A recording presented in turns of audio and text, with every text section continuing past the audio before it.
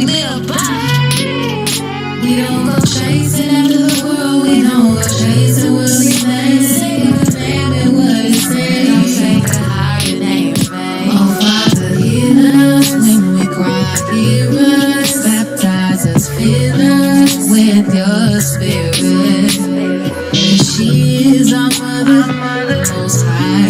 He love her, if you pray and ask, and he send her. Don't make it hard for her to play with you. No foolishness, ain't no play with you. Please don't forget, she a great healer. She a great healer. Yeah, living in a lady, straight up pathway. They see it now and most like the end. Hey, don't think you stray. For the thousands of temptations, I know that we all face, and the only way that we gon' possess our soul and patience is that we live by. I'm up, put on my shield of faith with every step that I take. Praying how you lead the way. Oh my, ancient of days, no, it won't lead me astray. But it will let the man fry. If a wicked man die, don't be another statistic through the street when the end out. Funny, the very thing that kills us is what we live by. Return to the covenant, the law, repent or you will die. Go out and listen to alley in the valley of eyeballs won't stay dry. I know that you heard it, time passing, it was one sin.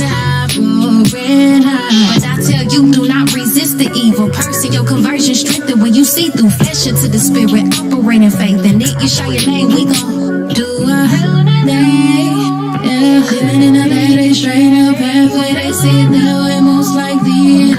Hey, don't think you stray. For the thousands of temptations, I know that we all face, and the only way that we gon' possess our soul and patience is that we live by.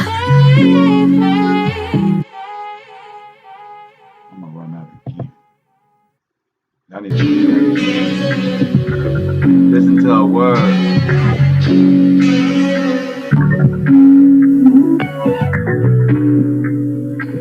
Yeah, let everybody get in.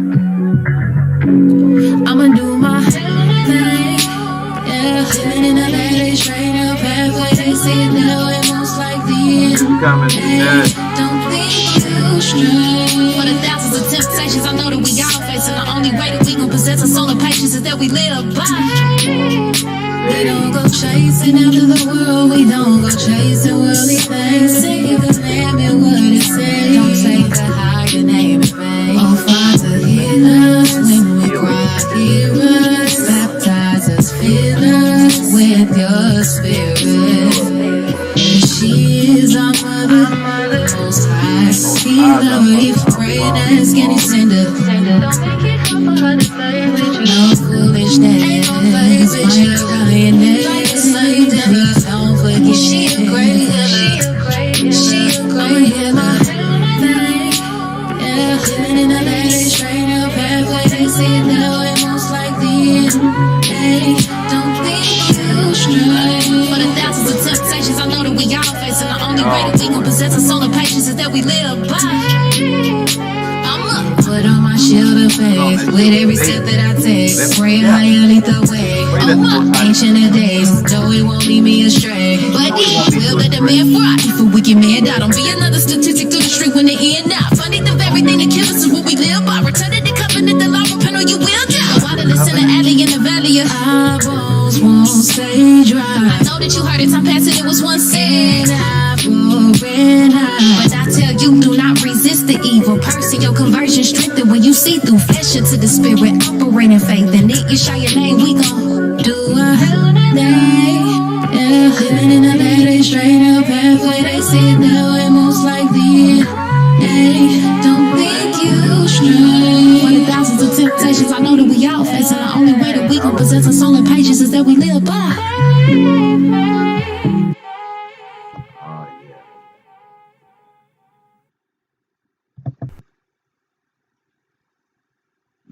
They seem like they're gonna catch me with an ad anyway. 1 second, guys.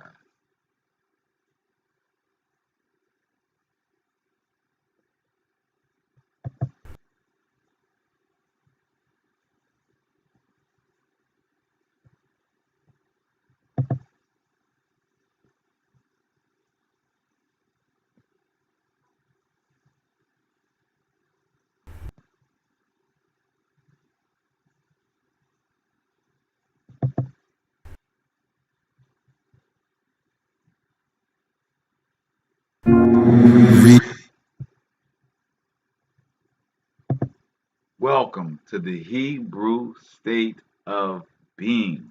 Shabbat Shalom, Shabbat Shalom, Shabbat Shalom. I am your humble, humble, humble servant. Computer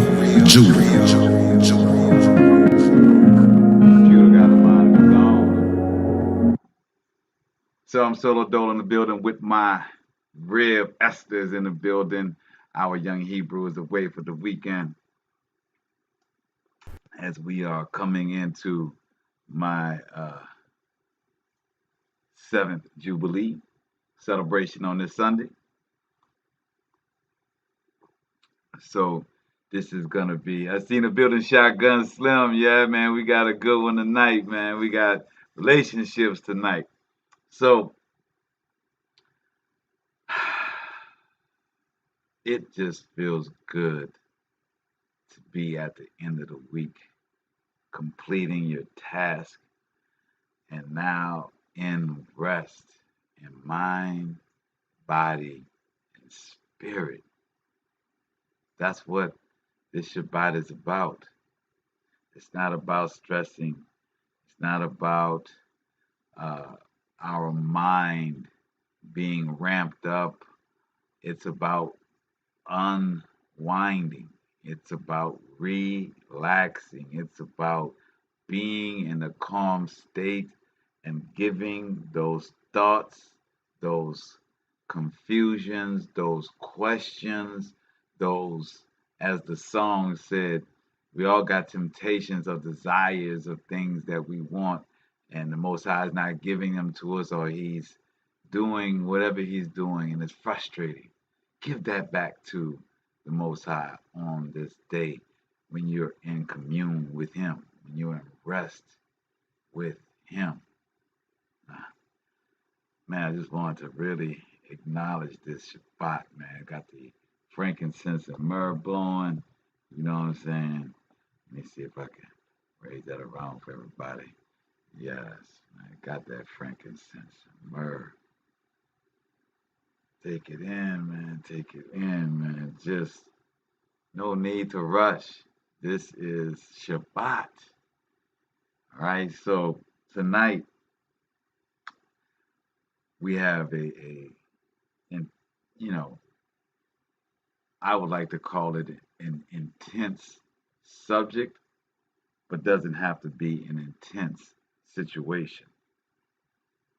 No matter what is said tonight, no matter what is said tonight, be clear that the Most High wants you to come unto Him to change all those things. There are no thing that is crooked in us that the Most High did not make crooked, but He does not want us to stay crooked. He does want us to get straight. And He says He's the only one that can do it. Nobody else. He says, only I can make straight what I made crooked. So how do we become straight when we're crooked? If we're trying to do it ourselves, right? If we're trying to be a participant in this process with our Creator, saying, I'm gung-ho, I want to be next to you, I want to be close to you. This is for men and women. Well, the answer is to go to His scriptures, and He will bring you close. That's what He's asking. So again, tonight, no matter what is being said, understand that these are the Most High's words. These are His words. His words. And that these words are meant to make you come back unto Him. Now, I am a person that is a brother, so this show, Hebrew State of Being, has been centered around, quite frankly, touching the goons in the street. That has been what I wanted to do. I wanted to talk to the hardcore New Orleanian, the Aboriginal New Orleanian. This show has been built for that community with an emphasis on the men, not excluding the women at all, because these scriptures are for both the man and the woman. The same laws that the man abides by, so does the woman have to abide by. It is the same law for us all. There isn't a 10 commandments for women and a 10 commandments for men. It is not. It is for all of us. But because I have an emphasis on this particular group of people, the core of New Orleans, the Aboriginal New Orleanian, and specifically, well, not specifically, but with a influence or intent on the males to lead the way. I don't touch into the role of a woman. I don't go into the role of marriage in a woman and a man. That is not something that I was called to do early. But since I am now joined with my rib and speaking to other men that are joined as well, these concerns or issues are can be reoccurring. These issues that happen in those relationships is now something that I need to speak on, something that I am versed in now because I am in it. It's like a person telling you how to build a Ferrari and they build Toyotas. They may understand the concept of an engine, but Ferrari is totally different from Toyota. So a person that's a Toyota, is not going to teach about the Ferrari. So unless you become a Ferrari mechanic. So with that being said, me being now immersed in a marital situation and having a plethora of my brothers, ox that are also in committed relationships, we have these conversations, and they have brought many concerns and asked questions that I've had to go to scripture to give answers to. So tonight, I wanted to go into that. I wanted to go deeper into it because right now there are spirits all around. If you go back to our show here, Hebrew State of Being, last year during October, we went really deep into this being the witching hour, the month of the witches, the spirits. Actually 2 years in a row, you can go back to that. We really went into how this is high spirit times for those because of the moon. As you can see, is out tonight, the first to slither. That this is this is their season, right? So it seems like a lot of brothers I'm talking to, different households, is being attacked by these spirits on multiple fronts, right? So the Most High put it upon me that to go ahead and do this show, and I'm walking into it lightly, as you can see. As y'all know me, I'm usually jump right on in and get to the crux of it. But I want to make this in hey Ty, I see in the building, and for Jeanette and my rib, for all the ladies that's in the building, I want to make sure that this information that I'm coming forth with is not being used as a beating stick or as as something to derogatory. This is the Most High scriptures. I want women to feel comfortable in this show. I don't want this to be a show where men are saying, "Yeah, that's right, and this is right." That's not what we're here for. We are here for the edification of the Most High and to be perfect in His sight and to experience the joy of a relationship and a marriage the way that He intended it, the way that He set out for us to interact with each other. So tonight, that's what this is about, because the title of the show is, "What are you building if it has no value?" What are you building if it has no value? Now, what I mean by that I see Ty in the building, ears open, all praises. And what I mean by that, what are you building? As I gave you the parable of the Ford and the Ferrari, right? It's the same thing in the life that you're building and the words that you use. Outside of a relationship, we must truly understand, as a pillar for this conversation tonight, that your words are your life. What you speak becomes your life. No matter if it's inside of a relationship, if it's inside of your job, if it's inside the business that you own, it's inside of your family, it's inside of your social network. Your mouth, what you say, the words that come out of your mouth creates the world that you're in. Whether that world is a calm world, whether that world is a fine working machine, whether you have static in that world, whether you have stoppage and you can't move forward in that world, that all comes from your mouth because your mouth speaks what you believe. Your mouth speaks what's in your heart. So your heart can't speak for itself. It uses your mouth. You know what I'm saying? Your feelings can't speak for themselves. They use your mouth and they use your body, right? To express it. So the mouth doesn't have a brain. The mouth doesn't have the ability to function independently from the brain, from the body, and so forth. So understanding that outside of relationships, outside of marriage, that our individual mouths are the ones that dictates our life, right?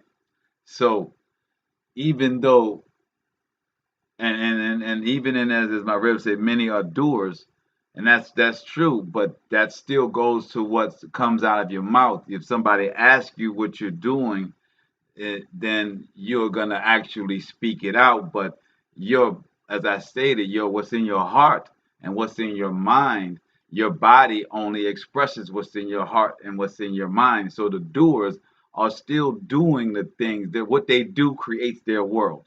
So you can say that I'm not gonna listen to what a person says. I'm gonna look at their day and what did they do in a day. So if in your time that you were awake you did B, you did C, you did D, right? But if those A, B, C, and D's don't connect with what the Most High says for you to do, then you're still going against the Most High, and what your actions will dictate what your life is. So if you just go to, I see in the building, Shane. So if your life is wrapped around traveling, right? That's your job. Then you look at the large chunk of your day is traveling to a place, traveling home, doing the job, and then you eat and then you go to sleep, then that is the totality of your life. Your life is going to be centered around travel. You're only going to talk to people that's in airports and out of airports. You're going to talk to people that have similar problems of the traveling industry. You're going to talk to other people in that industry. You're going to be immersed in that unless something breaks the monotony and it becomes your household, your family, or something calls you and brings you out of that world. But what you do every day will dictate it. And how well you do that job will dictate how happy you are. The same as with your mouth.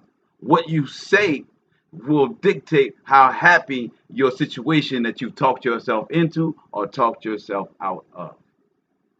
So we want to really understand that the power of our mouths and what we do is all connected to what we believe in our heart. Not what we say, but what we believe in our heart.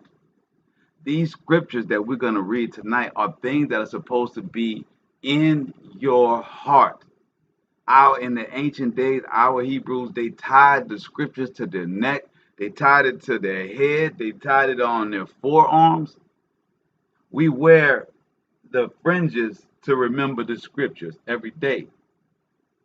Not just as words that are being said or things that we're supposed to to look towards that hopefully one day we can get to. No, we're supposed to be every day trying to know that, to embody that, like you know your address when you was a kid.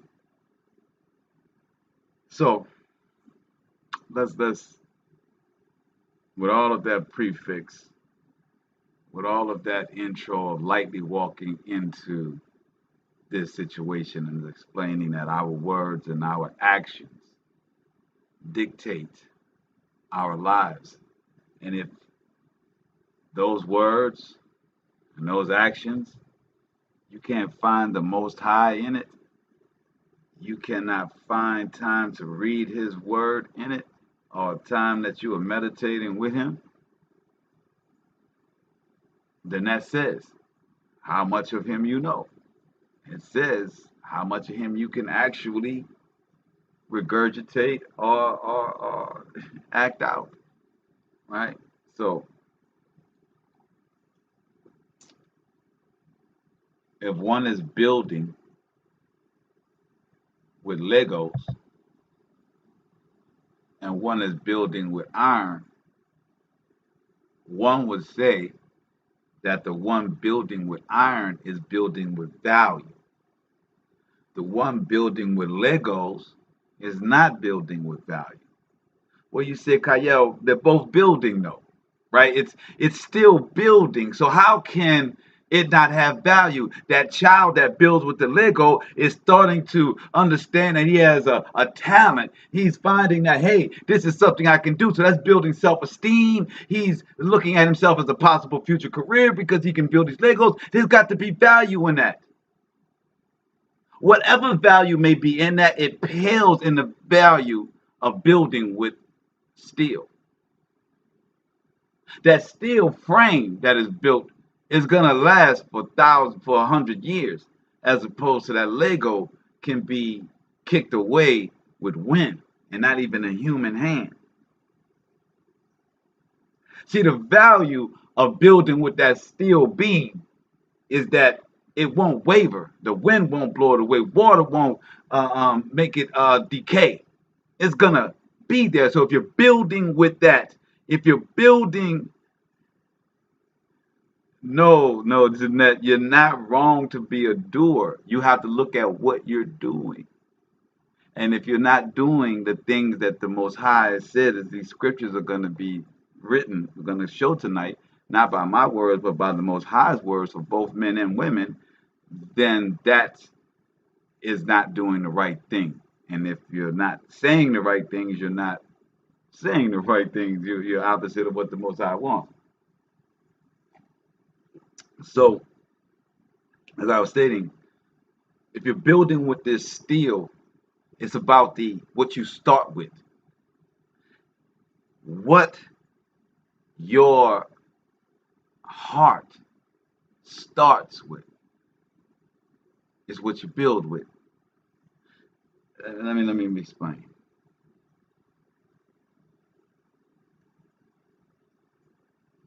You have to start with the right thing in order to be able to build successfully. We can all build with iniquity. We can build with water. It's not sustainable. We can build with dirt. And to a certain level, that's not sustainable. But building with the right material, you have to have the beginning of the material. And I'm saying that the Most High Scripture is that material. If you're not acting, doing, if you're not speaking from the position of the Most High and what He wants you to do, then you're not really building anything. And if it comes to a relationship, if your relationship isn't being built with the right materials, with the fundamental materials of the knowledge of the Most High and the way that He wants you to build, then you're really not building anything. It doesn't matter how much you like the Lego set. It doesn't matter how high you raise the Lego set to be. It doesn't matter how many Legos you invent. It has nothing to do with the fact that they are still Legos. They are not what the Most High wants you to build with. They're not sustainable as the steel is. I hope it unfroze there, Jeanette. So let's get to our first scripture. Proverbs 11, verse 22. Let's look at no value, right? And it says, as a jewel of gold in a swine's snout, so is a fair woman which is without discretion. What is discretion? Let's look at our tools and see what the Hebrew word was for discretion. It's the Hebrew word is strong concordance H2940 ta'am, and it means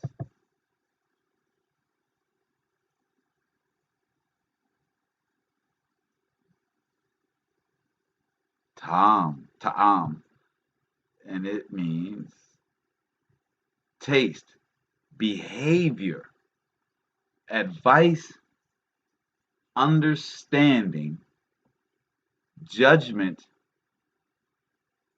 discretion, reason. So, what is taste? That's an odd word to have here as a definition for the word discretion, to have taste. We all got all kind of taste in the world, right?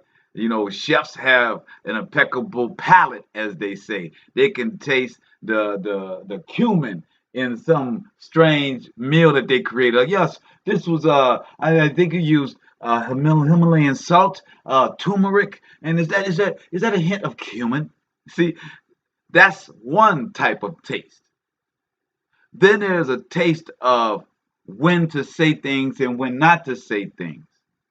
There's a taste of what they would call etiquette. It's if you are in a restaurant and you think that the food tastes horrible, you can either have taste or no taste in deciding on how to do that.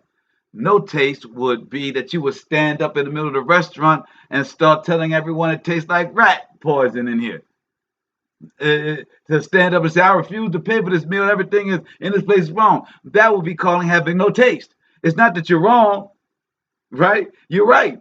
The food is horrible. These people probably cook with rats or whatever. But that's not having discretion. Discretion is pulling the waiter, asking for the manager, telling that you're displeased with your food and you want a refund. That's what they mean by discretion, by your behavior, your taste. So it says advice, understanding, judgment, and reason. And how well are you able to reason through your desires? Everybody wants something.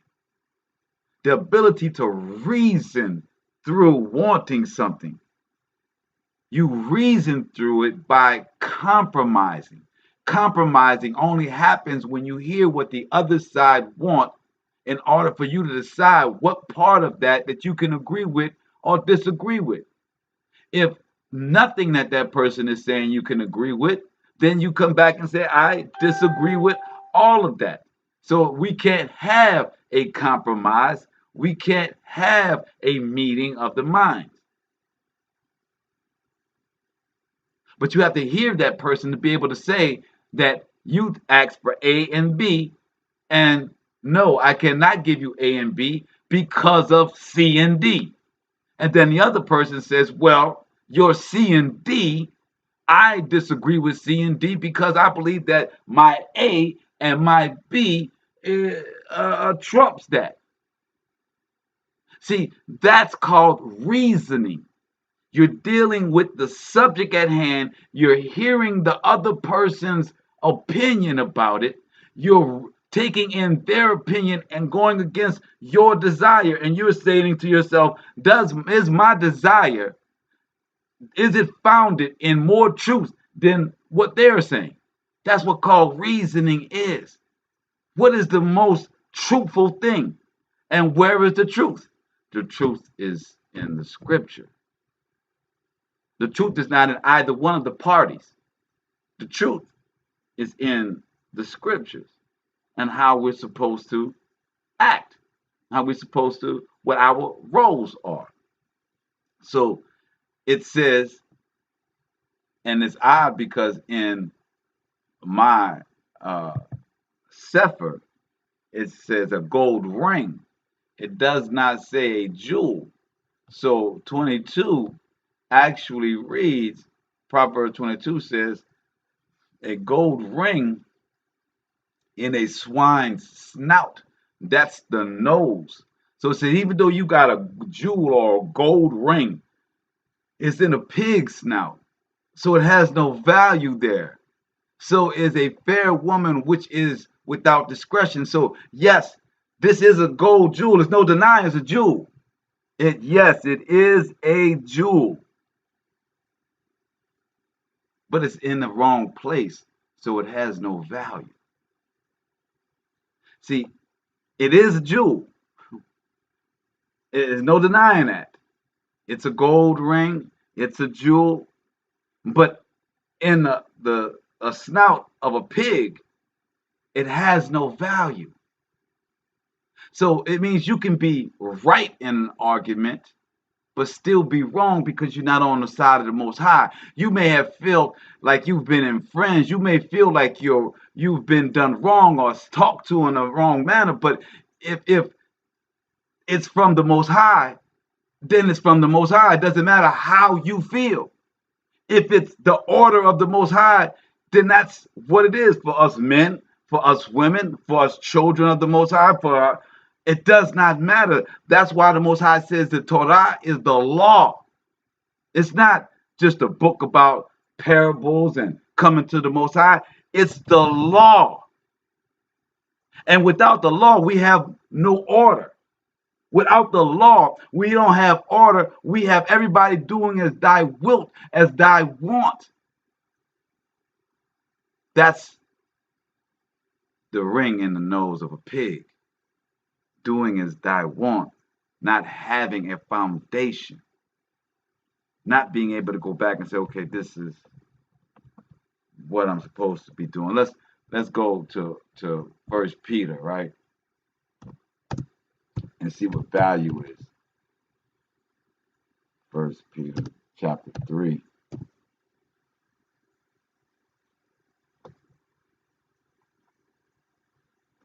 And it says, likewise, you wives, be in subjection or submission to your own husbands, that if any obey not the word. I want y'all to hear this, ladies. It says, be in subjection to your husband, that, and this is the reason why you're supposed to be in subjection. Don't be offended by the word subjection and really hear the next part of this sentence, Alana. It says, be in subjection to your husband, that if any obey not the word, they also may without the word be won by conversation of the wives.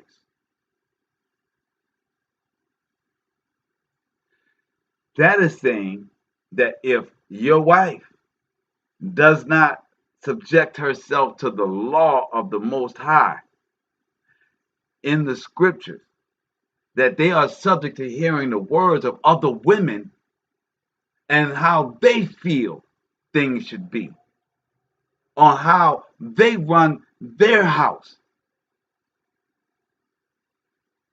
See, it says, likewise, you wives, be in subjection to your own husband. Don't be subjected to other women's desire to be the woman in her house. So therefore, she tells you what she would have did in your house, but knowing she's not doing it nowhere near in her house. And if she is, her house is broken. It says, likewise, you wives, be in subjection to your own husband. Listen, to your own house. If that husband is following the Most High, if that man is following the Most High and he's giving you scriptures, he's not giving you his loins. He's not telling you because I said so. He's not telling you, you a woman, I'm a man, you better get back. He's not telling you that you're stupid. He's not telling you you're dumb. He's not smacking you across your face. He's telling you from the scripture of the Most High that this is how it should be. You should be in subjection to that type of man. so that you don't fall subjective to other women's desire to be in control of their homes, and they are not, or because they don't have a representation of the Most High in their home. Don't let them tell you how they're dealing with a secular husband and you ought to deal with your seed of Jacob. See, that doesn't work. You're building with steel. They're building with Legos. You get what I'm saying? And they're trying to tell you how to build with Legos when you got steel rods over here. You got things that you are laying deep foundations with. That's right, Ty. They are dealing with unrighteous men that are trying to make it through this world, trying to make it as this world. You cannot judge a man that's following the Most High that's telling you through scriptures is how we're going to do it. And not how he decide he want to take a little bit from Jay-Z, want to take a little bit from Tupac, he want to take a little bit from Bill Cosby, he want to take a little bit from Harry Belafonte, he want to take a little bit from LeBron James, he want to take a little bit from whomever. And that he gonna make himself a man out of all of these Martin Luther Kings and Malcolm X's. He gonna be like Marcus Garvey.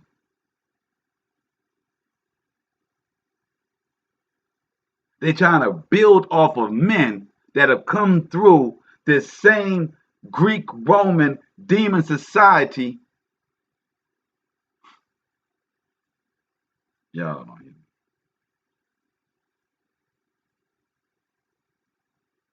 If a woman has a man that's building with the Most High, building with steel, you don't listen to a woman that man is building with Legos, because they're having their problems over there. It sounds similar to your problems, but a Lego ain't got the problems of a steel. Steel ain't got the same problems as Legos. No matter how much they sound alike, just because we both building, just because we both dealing with the wind, just because we both dealing with the same elements, we're not building with the same material. I'm not building with the Most High. Verse 2, it says, while they behold your chaste conversation coupled with fear. People speak from fear, what they don't want, what they're afraid to happen, what they don't speak from the position of, I know the law, so I'm going to go forward with confidence in the law that I'm doing the right thing. People move off of fear. They make counter moves. They don't know how to make the right move because they don't want to read and know what the Father's move is. So they're always trying to make counter moves. They feel like they're walking on eggshells because they don't know what move to make. That's because they're walking in fear. You're only walking in fear if you don't know what a light switch is. The scriptures is your light switch. You can keep on denying and say, I don't want to do that. I can find what I want. I can find what clothes I'm looking for in the dark. I don't need that light switch. Hey, you may not. You may know exactly where everything is in your closet, be able to get dressed, get undressed in the closet all you want. You may be able to do that. I seen a building, Chanel. You may be able to do so. But the first sound you hear that you can't identify and you can't fix your eyes upon it because you're in the dark, you got fear. Mm-hmm. That's exactly what we're talking about, Chanel. They got spirits going in this hour in all kind of places. Yes, indeed.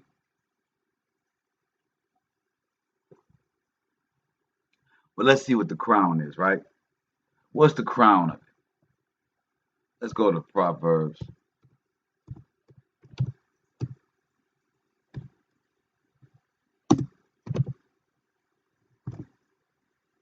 Proverbs 12, verse 4.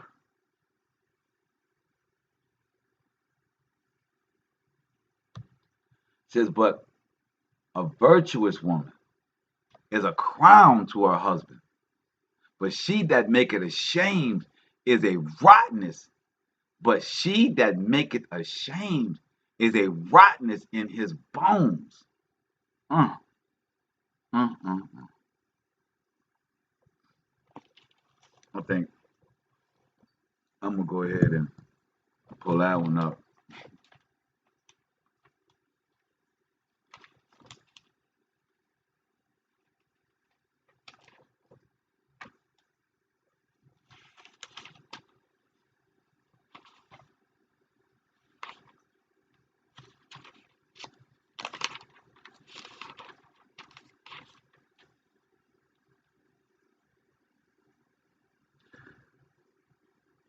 It says, a virtuous woman is a crown to a man, but she that makes ashamed, I thought they was going to put another word in there, is rottenness in his bones. So a woman that goes off on her husband in public, or one that can't wants to be seen, or whatever it may be. You know what I'm saying? There's a whole bunch of different things that a person can do to make another human being ashamed, whatever the particular situation. There's 1 billion people on the 7 billion people in the world. There's 7 billion ways that a woman could make a man ashamed, and vice versa, a man can make a woman ashamed. This is all vice versa. All of this goes both ways. A woman that is in a household that's holding the scripture, and a man that is not following in the Most High, it is the same of him. It is the same. If that man is not following righteousness, and you're reading the scripture as a woman, and this man is not following, and you are not following him, you're doing prayers, and you are compromising with him, because you know that he's going to take you to a demise. You can't follow somebody on a train that you know is going to go over a cliff. That's not what the Most High ordained for any of us to do. If a woman is in a household and the father is saying that you ought to be submissive to that man, but that man is taking you down a hill to death, then you ought to be praying on the Most High to change him. And as you watch the Most High put him through his trials and tribulations and pain, women, my ladies, you can't save him. Every time he comes to cry to you about the things that's going on, you got to send him right back to the Most High. You got to tell him, hey, if you would pray a little bit more, if you would seek his face a little bit more, because the Most High is doing it for you, Queen. You don't have the muscle to smack him around and say, read the script. You got to get this. That's not what the Father ordained for you to do. He gave you other talents in order to do that. That's us men are the strong armors, right? Most High says, I hear my women's prayers. There's too many times in these scriptures that we read when the Father says, I will not hold the woman liable for the things that man have done, because I have made her subjected to man. Yes. So understanding that if you're dealing with a man that is not following in the Most High, and he is spending the money in the family household, he's not trying to provide. He's coming up with reasons to be out in the middle of the night. He's whatever the thing is, whatever, it could be a myriad of things. You ought to pray. You ought to give it to the Most High. You are not to be played the fool, but you are not to be the argumentative. You are not to be the one that's going to exact your revenge for yourself, because now you have the Father coming and putting judgment on both of you. You have to know that whatever pain, whatever strife you're going through, the Father's going to pay you doubly for it when he removes that man. Or when that man is changed, even better, when that man is changed, he becomes the glowing, he becomes more than you could ever imagine him to be as the man that you've asked for in the Most High. So understand that when we are talking about these relationships and the places women love being controlled, we have to pray for that strength to let it go. Yes, Chanel, all praises, you know what I'm saying? And that's what we're dealing with. We have a society that has every day makes puts our men and women against each other. They put us in competition every day on commercials, on TV shows, on sitcoms, battle of the sexes. Even as my rib put in earlier, the book Men Are From on Mars and Women Are From Venus.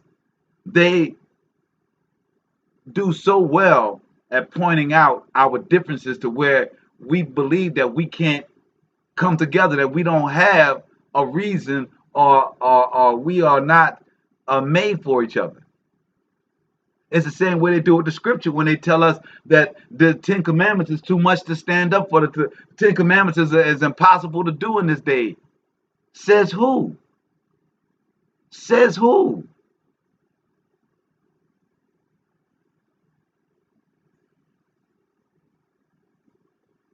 Said, what you say, Jeanette? Wait on the highs, but the woman can't hear the man pants.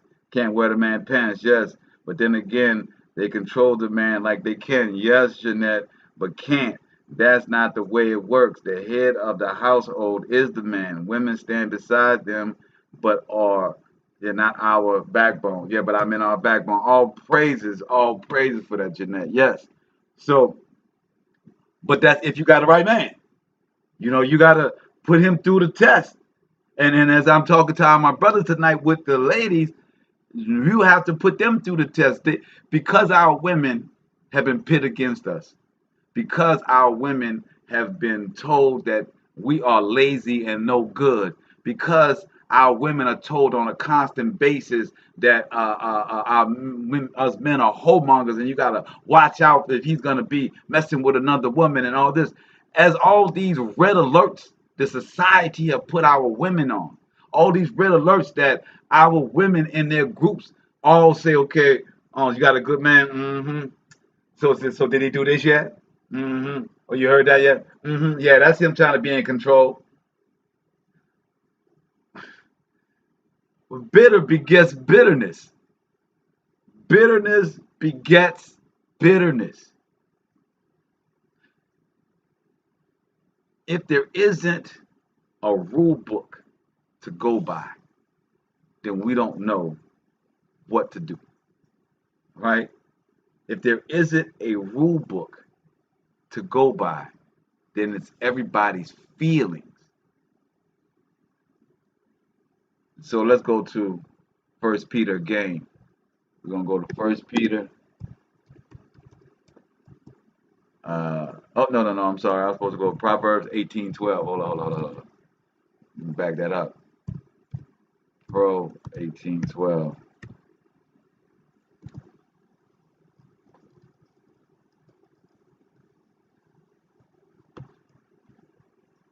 It says, before destruction, the heart of man is haughty, and before honor is humility. So it's before destruction, the heart of man is haughty. So it goes back to the whole control thing, right? It goes back to the man or the woman believing that they're right because of how they feel, not because of the scripture, because honor is humility. If you want to be honored in your home, then you must show humility. If you want to be honored in the streets, you got to show humility. If you want to be honored by the Most High, your Creator, who is the only person that we're supposed to be looking for any type of reward from, we must show humility. If we can't stop and listen, that's not humility. If it's always your answer, if it's always your thoughts, if it's always you got a better answer, there is no humility in there because you can't hear the Father.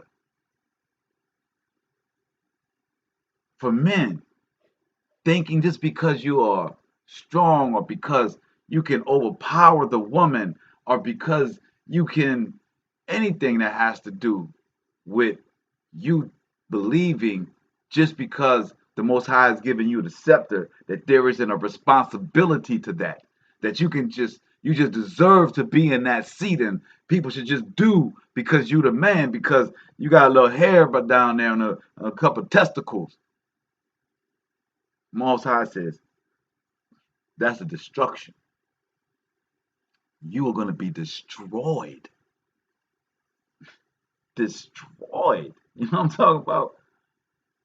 Let's go to 1 Peter 3:7. I see in the building, Brian. I see Bird in the building. What's happening with your boy? Chawa. I see Marcus in the building. Mr. Cars, the official, is in the building. Drew, Shot is in the building. Yeah. Of course, Shotgun Slim is in the building. So 1 Peter 3, verse 7 says, likewise, you husbands. Now, first we did likewise, you wives, right? It says, likewise, you husbands, dwell with them according to knowledge, giving honor unto the wife, as unto the weaker vessel, and as being heirs together of the grace of life, that your prayers be not hindered. Oh, so if you don't honor the wife, your prayers are hindered. Whoa. Well, doesn't that coincide with if you can't have hate for your brother and still get your prayers answered? Why would it not be the same for the woman, especially for your wife? Oh, so you brothers out there that think, I could be mad at my wife, but I'm gonna go ahead and hit this thing on the side, or I'm going and do these things on the side because she ain't right. I ain't got the right type of wife. Oh, and then you trying to get your prayers answered? See, that's when the business start to fail, and then now you can't take care of their household. And now she's got a real reason to get at your neck. Your prayers ain't being answered. You are failing in your husbandly duties. Oh, come on, man. See, many of y'all read these scriptures and you don't really believe them. You don't. You don't walk with it. You hear them, then you close the book and you're like, yeah, that's deep. I'm gonna try and be right. I'm gonna try and be better. No, it ain't about trying to be better. It's really knowing that these things happen. That if I am not honoring my wife, that my prayers are not gonna be answered. If I have mean thoughts towards my wife, my prayers are not being answered. If I'm thinking about the first way out, then my prayers are not being answered. What? Do you hear me? I don't know about y'all, but Kyle, I like my prayers being heard. I'm really serious about my prayers being heard because I know that's all I got. I ain't got no car. I ain't got no house. I ain't got no wife. I ain't got no shoes. I ain't got no hat. I ain't got nothing but my prayers. Because the world can have the rest. Long as I got my prayers being heard by the Most High,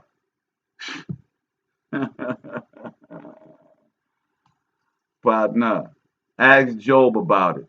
Ask Job that lost his kids and his wife, and the Most High and jump back and give him another wife and give him more kids and honored him on his days. Huh? Doubled down his kingdom that he had, made it larger. See, y'all, like I said, y'all read these words, but you don't believe these words. You read these words and you want them to be real. You really want them to be true, man. Like, I really want the Most High to be this thing that I'm reading about. I really want there to be the salvation. I really want to go to heaven. Man, man, you better know this is real. Real as the breath that you are breathing.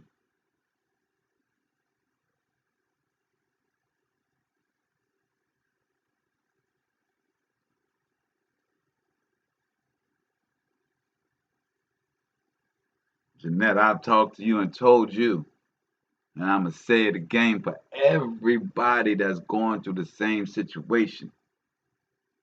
One, be careful what you wish for. You may ask for a man of the Most High to come in your life, to be in your house, but can you handle being that close to the Most High? Secondly, If the Most High hasn't provided that for you, then that's something that you need to continue to talk to him about, and you have to look in yourself. It ain't nobody else why you can't have it. They got people out here that got Down syndrome that's married, Jeanette. You know what I'm talking about? They got whores out here that are married. You take it as an honor and a gift that the Most High is saving you for the right one, if that be the case. You have patience in him. You don't know where he's taking you, but you got to have faith that he is taking you. The only way you know that is if you're following his laws, statutes, and commandments. If you are in line with his laws, statutes, and commandments, then he said he's going to give you all the righteous things of your heart. And a husband is absolutely a righteous thing in your heart to have. So for all out there that are longing for something or feeling like they're missing something, first, make sure you're ready for that. Because I got brothers that got women in the houses that don't realize that they were coming into a house of a man of the Most High. And those rules and the way that that man moves being so different from the rest of the world, it's very hard already state that like to be in control and want to make things happen the way that they see the world happening. And this man is operating outside of the world. Oh, it can be frustrating. It can be confusing. It may be worse than where you are right now, in a position of wanting, in a position of thinking you need. You may need to get yourself together so that you can handle what it is to be close. Because a man or a woman that's reading these words, that know these words to be like the blood in their veins and the breath that's out their body, they are living by this. And if they're living by this and you're not, and your mind is upon what you want, and you're going against a person that's following the Most High, a person that's walking in that light, the Most High is going to deal with you. That person ain't got to do nothing.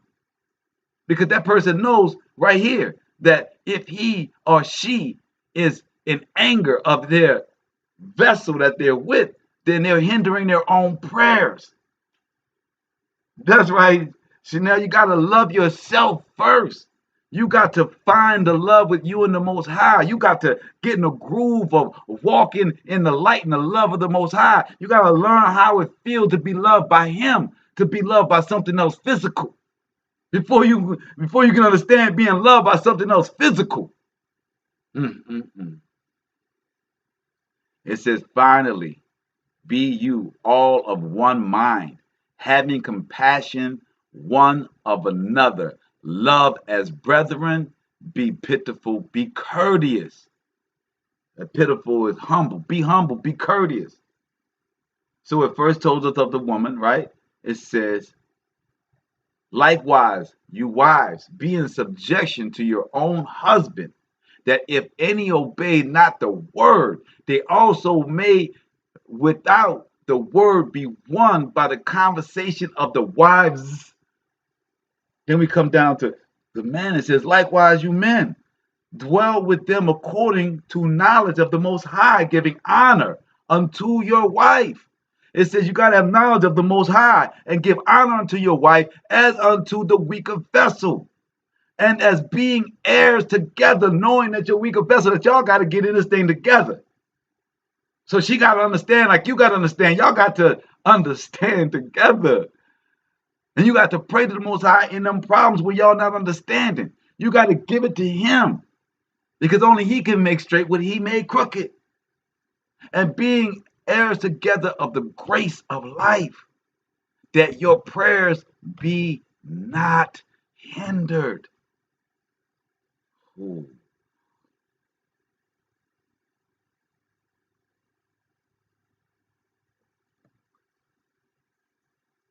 When they tell you that the rule is love,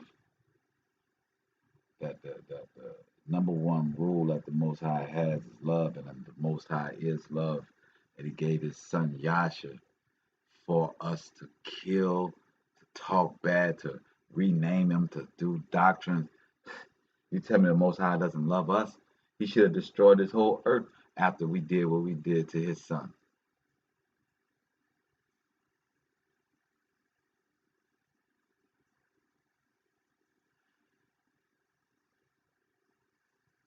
We have to understand that all of us, men, have to have the knowledge of the Most High, give honor to his wife and not to despise his wife or be angry when his wife does wrong that he wishes ill upon his wife. Yes, a man got to stand and he may say some rough words because he has to get order, but he's not supposed to harbor no ill will. You ain't supposed to be at night saying, "Oh, I can't wait to get a new woman.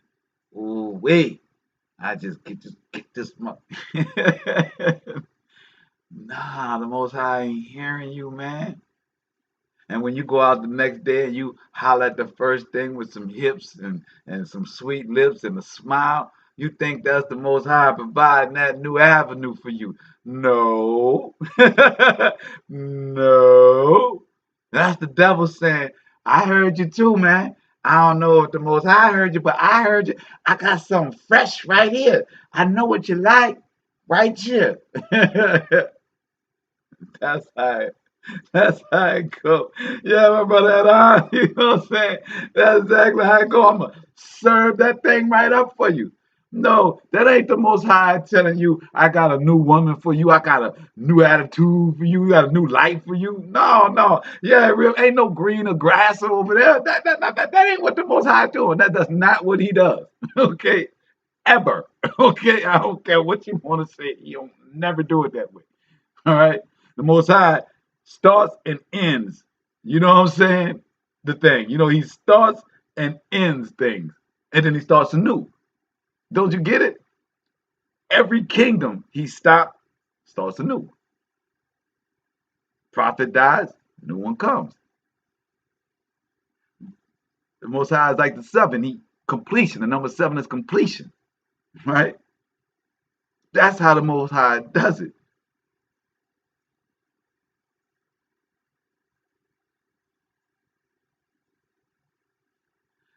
Jeanette, I want to say something to you, and this is for all women. You got to stop with the double talking. We're going to get to that in the scripture here in a minute. It's called double-mindedness. Jeanette, if you have been praying every day, morning and afternoon, for something, you should have it. But you know what you're doing? Right afterwards, you say, but I can't have it. But I'm a failure. He says, but I feel like a failure. That's double-mindedness. Either you are one way or you are the other. The Most High says if you go back and forth, it's called double-minded, and he does not listen and he does not grant you anything. The Most High is not going to go weed through your, I'm horrible, I ain't worth nothing, I ain't nothing. That's not being humble. That is not being humble in the Most High. The Most High does not want you to beat yourself up. He made a vessel that is to be a queen as to be a king.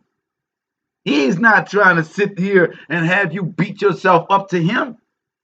So if you keep flip-flopping, you say you're great, but then you got problems, you're not explaining yourself. You're not giving a backdrop. You're not giving a better understanding of the situation. You're contrary to yourself. You're contradicting yourself.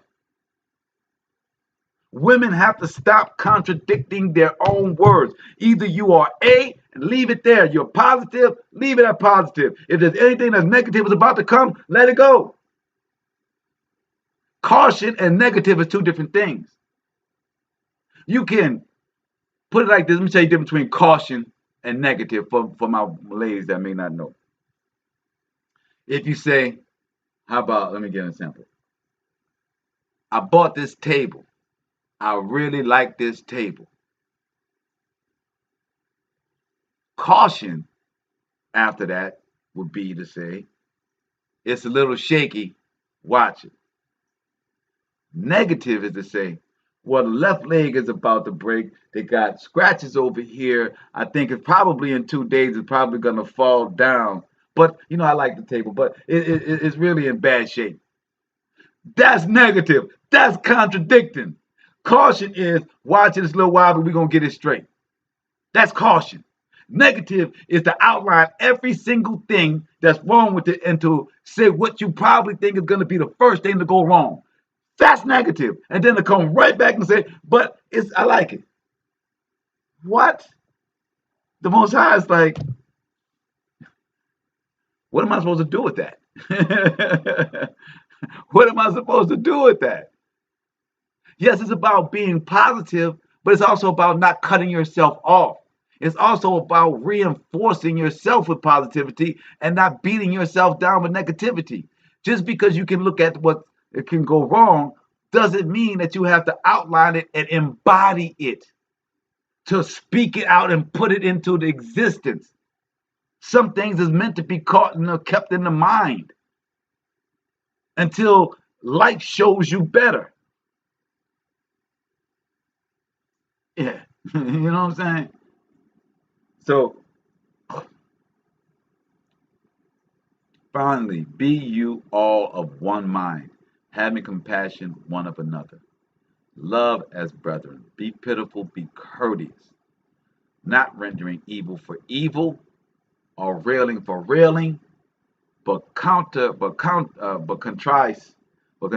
blessings, knowing that you are thereunto called, that you should inherit Barakas.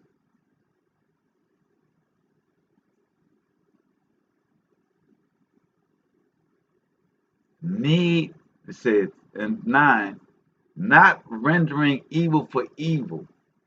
Because you feel like somebody did you wrong, you want them to feel the same pain as you. Don't do it.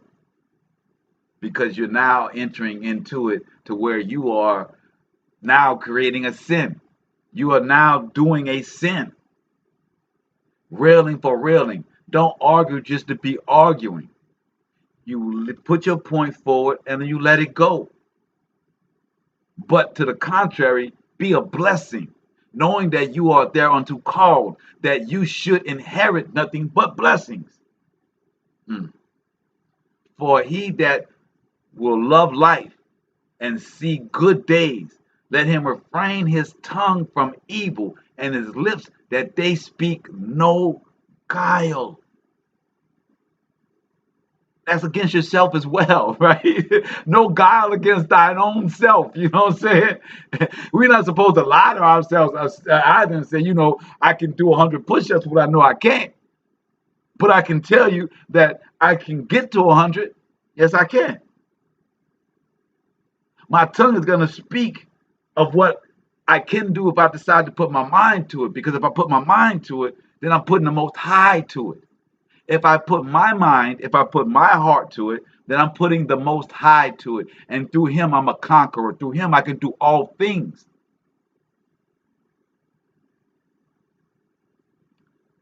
Let's go to Proverbs 21.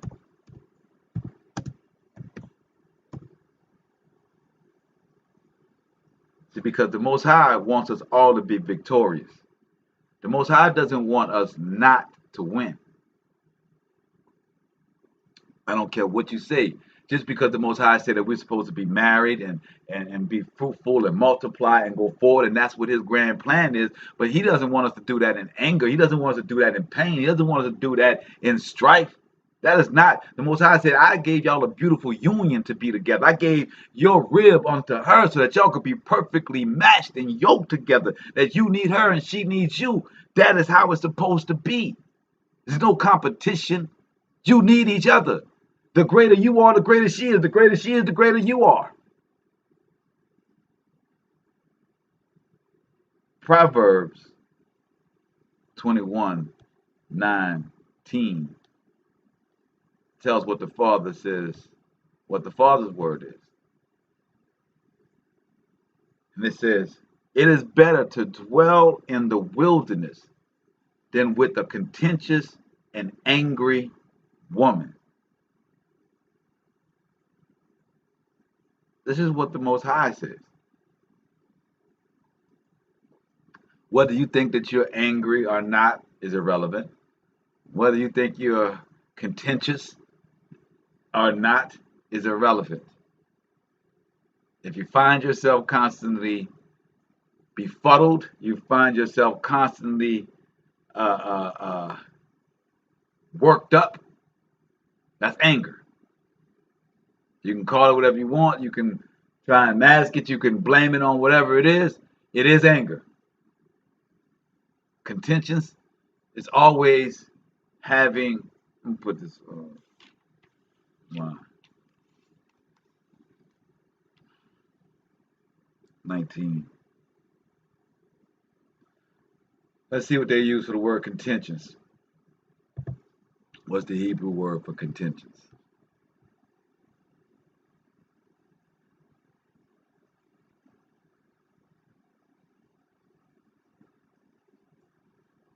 They just give me the phrase, Magdon.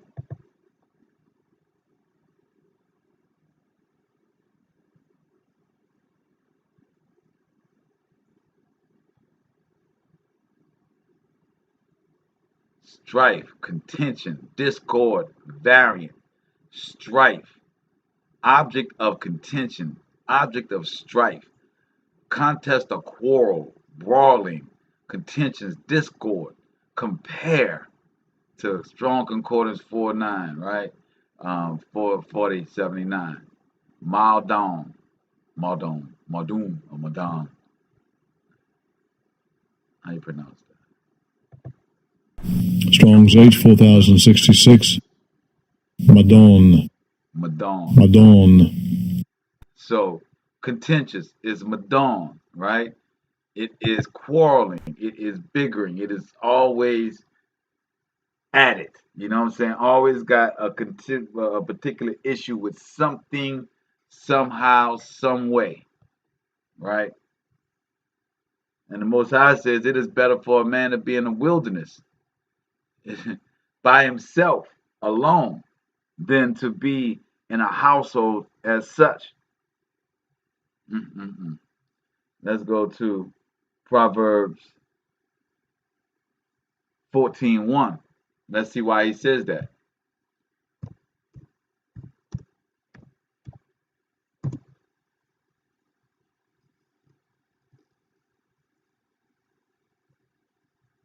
It says, every wise woman buildeth her house, but the foolish plucketh it down with her hands. So it's saying the reason why the Father says it's better to be in a wilderness because the house won't last. The house is gonna fall because by her hands or by his hands, who's ever the foolish one in it, it's going to be plucked down. It cannot and it will not. It cannot and it will not succeed. The Most High says, for one, that I'm not going to hear your prayers. You're bringing contention. You're hating each other. You're fighting all the time. I'm not hearing none of your prayers. You got hate, enmity for the person that you sleep with. I can't hear your prayers.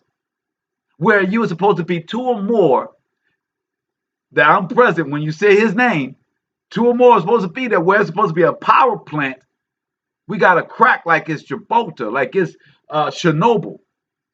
We got radiation leaking everywhere.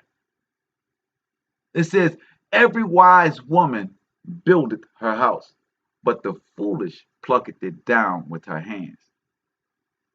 It says, he that walketh in his uprightness feareth the Most High, not the world, not the house, not the problems, not embarrassment. It says that fears the Most High, but he that preserve in his ways despiseth him. So it means the one that believe that they right all the time, that you got to hear them, that they can't go to the scripture. They can't say that what they're doing is in line with the scripture. It's just what they feel, it's just what they know, it's what they come from. That is them saying that they despise the Most High. They're preserving what they know. It says, this is my ways. I'm doing what I know. Well, wow. Well, the Most High is right here. And he says that there's his way. He says, well, guess what? I got a way too. The Most High said, lo and behold, I've had it for thousands of years and it's written. I got a way as well. I see my brother Juan's in the building. Yes. So it's like, I've got a way written as well. The Most High says also, let's see who wins. You can have your way. You can scream about your way. You can stomp your feet about your way. But let's see who wins. because the house is going to be destroyed.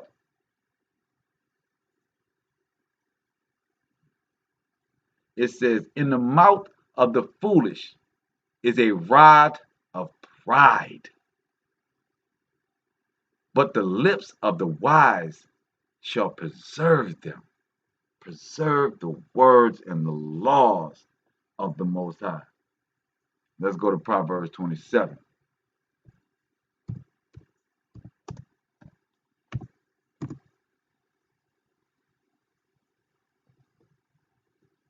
(27:15).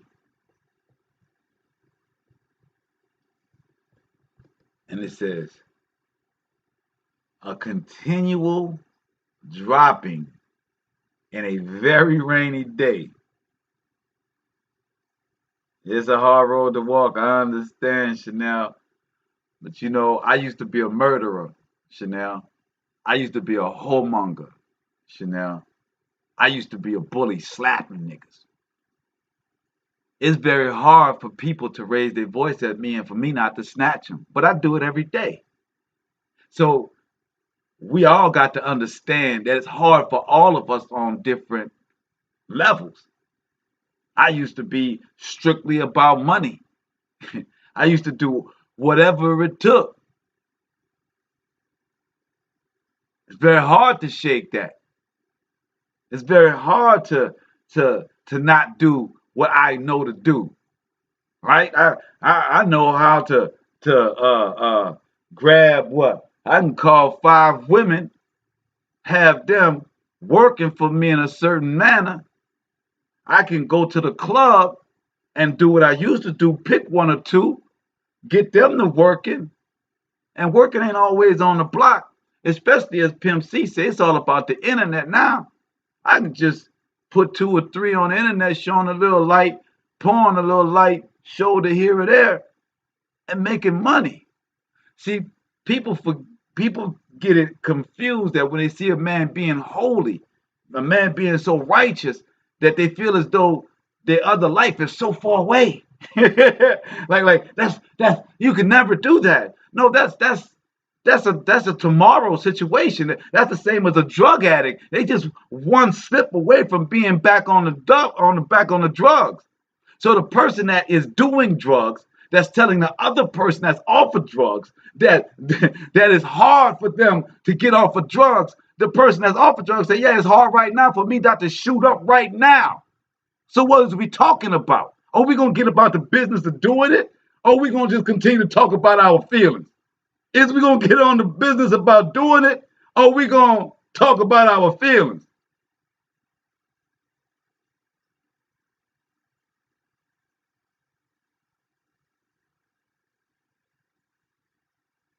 A continual dropping in a very rainy day. A continuous woman are alike. That's why we ain't saw we got sanctified, my brother Adam. Facts. Because fact of the matter is, there's a lot of things we can be doing differently. And the fact that it is so out of anybody's mind that we would do it should be a testimony to the walk that we have. But that's not seen that way. It's never seen that way. It's always seen as it's just easy for you. You're just used to this now. It's just shoes, comfortable shoes for you. You can just slide in every day. Like you don't have to prepare. Like you ain't got to meditate. Like you ain't talking to the Most High 24/7 in prayer. Because you have learned how to have other conversations and other just talking about the Most High constantly, because the world just can't seem to have those conversations. The world just can't seem to operate if you are walking around just speaking what's actually in the prayer that's going on in your mind at the time, that you can't just walk up to every person that you see and say, man, I just pray that the Most High touch you like he's touching me right now. I just pray that you understand grace and mercy, the love that I feel from him. Since the world can't handle that, we've learned how to have other conversations.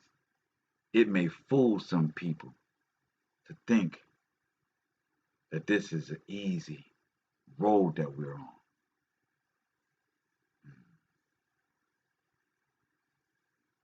No.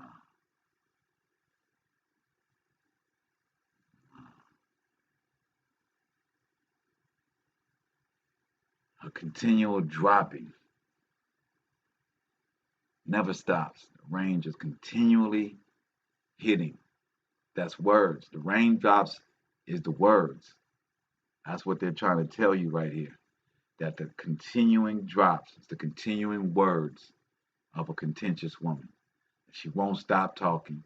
She won't stop defending. She won't stop presenting. She won't stop pushing whatever it is that they are trying to get out.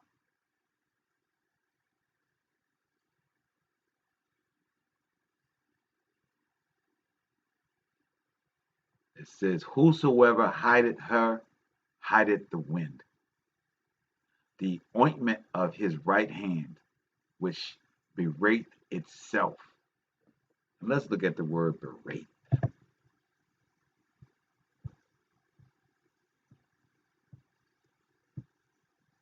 Berate itself, it is Hebrews 71:21.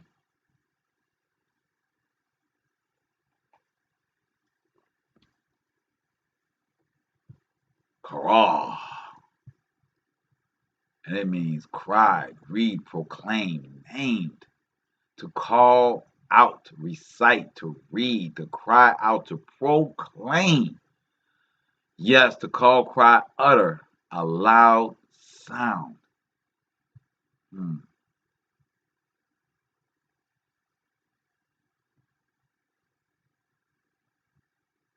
So it berates itself. It's crying out loud to itself. Right? It's a wind that is preaching unto itself.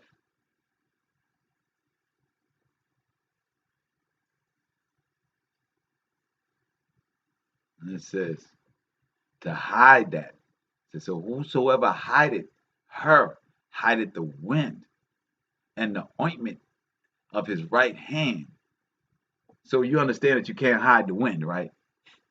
You understand that if you put oil in your hand, that it's going to seep out, right? So what it's saying is that if you have a contentious woman like that, that you can't hide that everybody sees it. No matter how much that person think they're putting on a front, this man or woman, no matter how much that person think that they're putting on a good face or a good front, nobody can tell. The Most High is saying it is impossible. Everybody sees it. Everybody. And that is going against itself. It is screaming against its own self. It says, but iron sharpened iron, so a man sharpened the countenance of his friends. Woo! August, see you in the building, my brother. It says, but then it comes right out of talking about you can't hide a woman, right? And it says you can't hide a contentious woman. A woman that is, when she is contentious, is raining, is constant like rain. But then it comes down to 17 and says, but iron sharpens iron, so a man sharpened the countenance of his friend. So a brother's supposed to give counsel to his man, to his homie, and say, brother, that is not how you're supposed to let it be in your household. Go into the Most High. Understand what is it supposed to be. Because iron, nothing soft. Iron sharpens iron. And men are to mentor men. Men are to mentor their friends. This is what the Most High has us to do. Let's go to Proverbs 25. So that's why I'm here tonight doing this show, touching upon a very sensitive subject.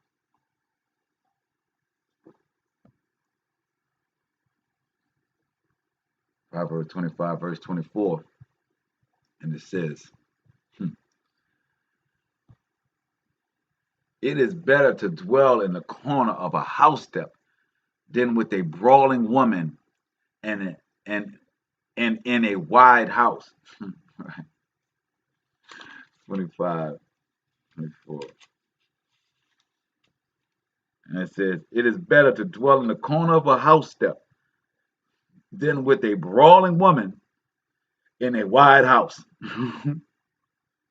So it says, it's telling us, I see my brother's big chief in the building. If you're in a household of quarreling, the Most High said it's better for you. Once he said to be in a wilderness. Then this time it says it's better for you to be in a corner of a house step. You know what I'm saying? Like the steps that go into the house, like you just be in the corner of that. That'd be the only space you got to live. Than to be in a giant mansion. I mean, with cars, pool, and everything, than with a brawling woman.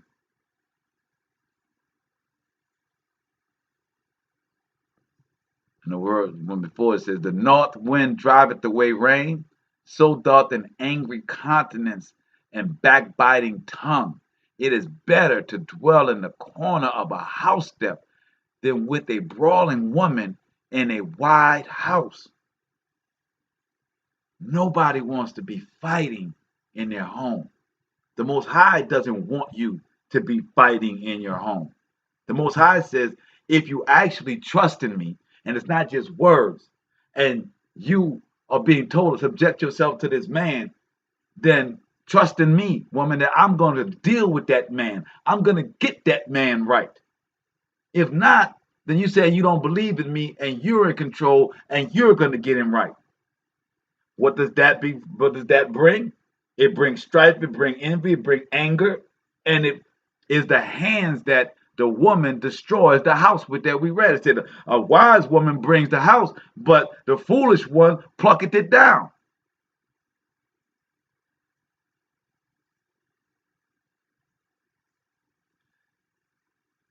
If you don't trust the Most High, then you are attacking the person in your household. If you're praying for the person in your household, then you're enlisting the Father in your battle that you will win. I got two rats in the bowl. One of the rats is drinking water and the other is sipping cocaine. I'm gonna tell you right now. The one that's praying to the Most High is sipping the water of life. The one that is sipping what they want, the brawling, the backbiting, the tongue, the contentiousness, I believe is their way. That's the one that's sipping the cocaine, the cocaine. It's not going to go well.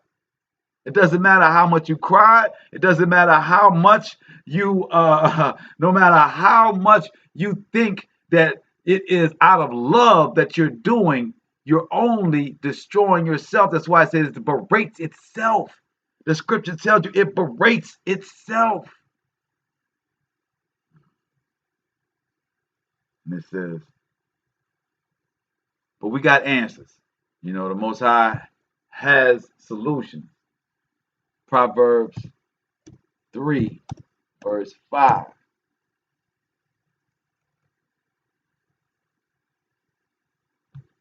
And it says, trust in the Most High with all thine heart and lean not unto thine own understanding. That's the thing. That's all of this in a nutshell. My ladies, my guys, when you don't know, when things ain't going your way, do not lean on your own thoughts. You give them to the Most High and let him handle that. He's using these things for you to do that. Most likely you are not in the business of trusting the Most High. It's just a fact. We speak on things. People sit on chairs, not because they trust that the chair is going to not make them fall. They sit on a chair because they're used to sitting on chairs. Very rarely does a person sit and look at a chair design and see if it's sturdy before they sit in it. Very rarely. We just out of muscle memory, we just sit in our chairs. It's about our own thoughts. Our own thoughts is our just sitting down in the chair. Our own thoughts is our muscle memory. our mouth memory, our, you dig? We have to start making sure that the chair is sturdy. We got to make sure we're not building with Legos, but we're building with steel. It says, trust in the Most High and own thine heart, and lean not unto thine own understanding. The Most High says, if you can trust me, I will move the person in front of you. If you trust me, I will answer these problems. If you do it yourself, then you get your own reward. And that may not be what you're actually looking for. And it says, we're going to read, we're going to go Proverbs 13:10.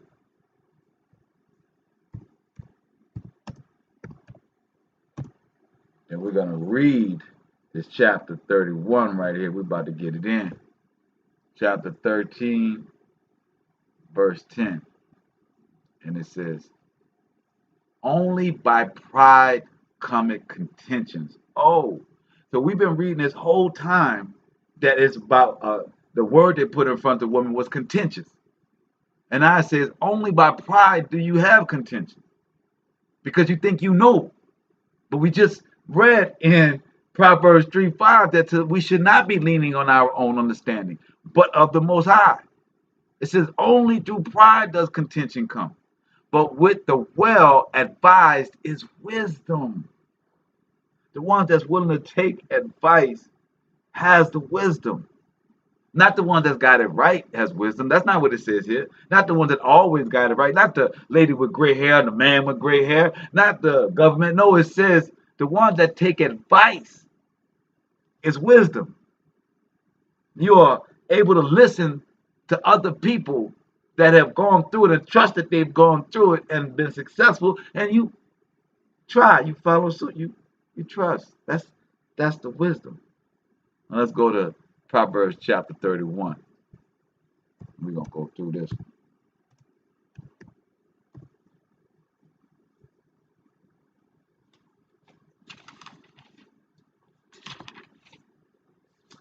And it says, I want y'all, this is very important because this is just what I'm about to read is coming from a woman. It's not coming from the male chauvinistic thing, right? It says, the word of King Lemuel, the prophecy that his mother taught him. This is the woman telling the king. All right? So remember, as I stated in the beginning of the show, these are not my words. These are the words of the Most High. And this is the words that the Most High gave the king's mother to give to king. And it says, what, my son, and what? The son of my womb, and what? The son of my vows. Give not your strength unto women, nor your ways to that which destroys kings. The mother tells this to her son. Give not your strength unto women, nor your ways to that which destroys kings. Now, the funny thing is that women will know this, tell this to their children, but when a woman gets married, she thinks it no longer applies to her, that she is the one that should be in control and in power, and that the man should give his power unto her. It's amazing. It's amazing how that happens. They understand it. They tell it to their children. They understand that women are wild, but not them. Like, I'm supposed to be here as a Hebrew, and I'm talking about all the horrible things that David did when David was cheating on his wife and then took the man that the husband of the wife that he was cheating with, took her husband, put him on the front line to be killed. Am I supposed to say, well, that's David? That's not me. I would never do nothing like that. Am I supposed to sit here and act as though that's not something that a man like any man would do? Like that sees something fine and he got a way of maneuvering to capture that? It's the same thing. So when a woman is telling her child that a woman is this way, then that's you too as a woman. Just like I'm talking about David was wrong for that, David's a man. I'm wrong. I have the capability of being that. We have to stop detaching ourselves from these people in the scripture. They us. They are in our DNA, our ancestors.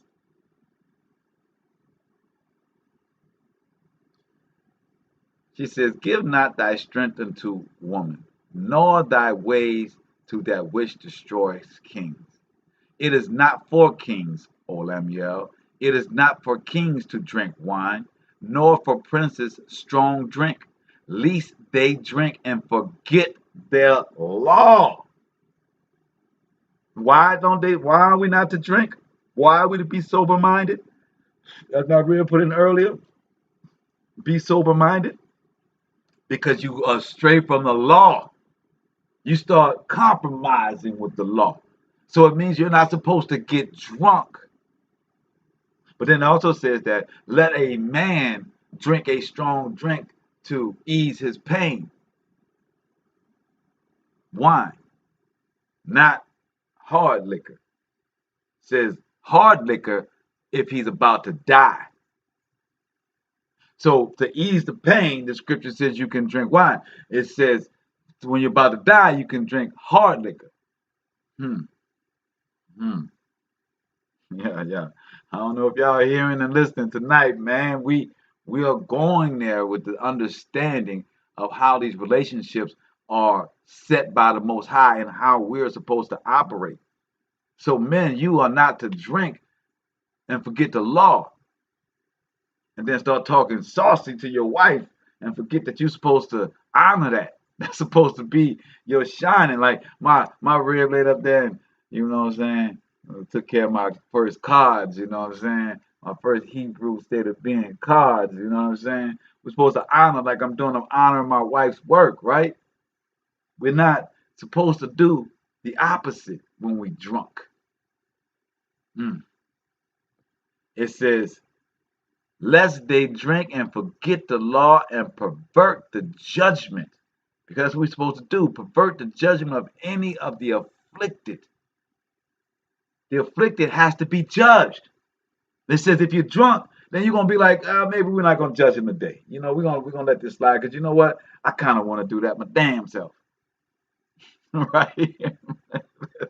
Let's understand what they mean by the drink. We ain't talking about running down Bourbon Street butt naked. Most I is talking about very simply that you will relax off of the law. We ain't talking about the stream that you walking down butt naked down the street. Heck, we was born having even have clothes on, so most I might not even care about you running down the street butt naked. But what he does care is that you not following the law, that you're not righteous to your brothers and to your sisters, that you don't have him as the head and you don't following false gods and you're not into idolatry and you're not committing adultery, you're not a homemonger, you're not killing. That's what the Most High care about, right? The law. Everything else is whatever to him. But it says here, and pervert the judgment of any of the afflicted. We have to tell the truth. We have to give it as the Father says and let it lay where it may be. So, verse 6 says, give strong drink unto him that is ready to perish, to die, and wine unto those that be of heavy hearts. Let him drink and forget his poverty and remember his misery no more. Open thy mouth for the dumb in the cause of all such as are appointed to destruction. You know we're going to break that down, right? What you say, Chanel? I used to want the power of handling the money because it was very hard trusting him with it. I finally released it to him and stress released me. See, it wasn't about him, it released you. Yes, he took over and it did extremely better with it than I did. See, that's what the Most High wants. That's a testimony right there. That's a testimony of letting go and the Most High delivering you. You were so afraid of this person being a mess up, but really what it was you were so bogged up with the stress of the possibility of the mess up that it was painful than the actual mess up. It brought more strife and contention than an actual mess up. And when you release it, it was like, well, la-di-da. Well, look at here. Garçon, garçon. May I have another glass of wine, garçon?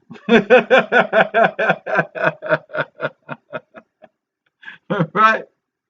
So it says, open thy mouth for the dumb in the cause of all such as appointed to destruction. Open thy mouth, judge righteously, and plead the cause of the poor and the needy. Father say, what are you talking about? The title of the show is, what are you building if it has about?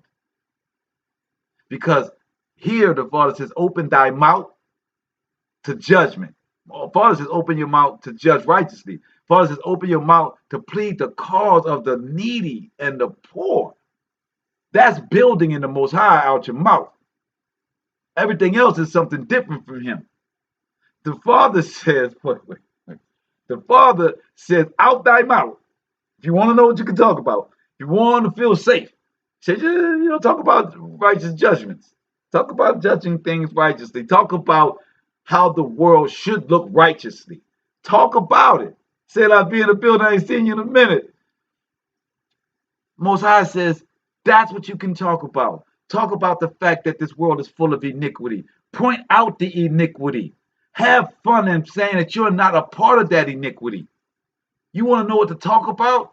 Sit back and talk about what his righteousness is.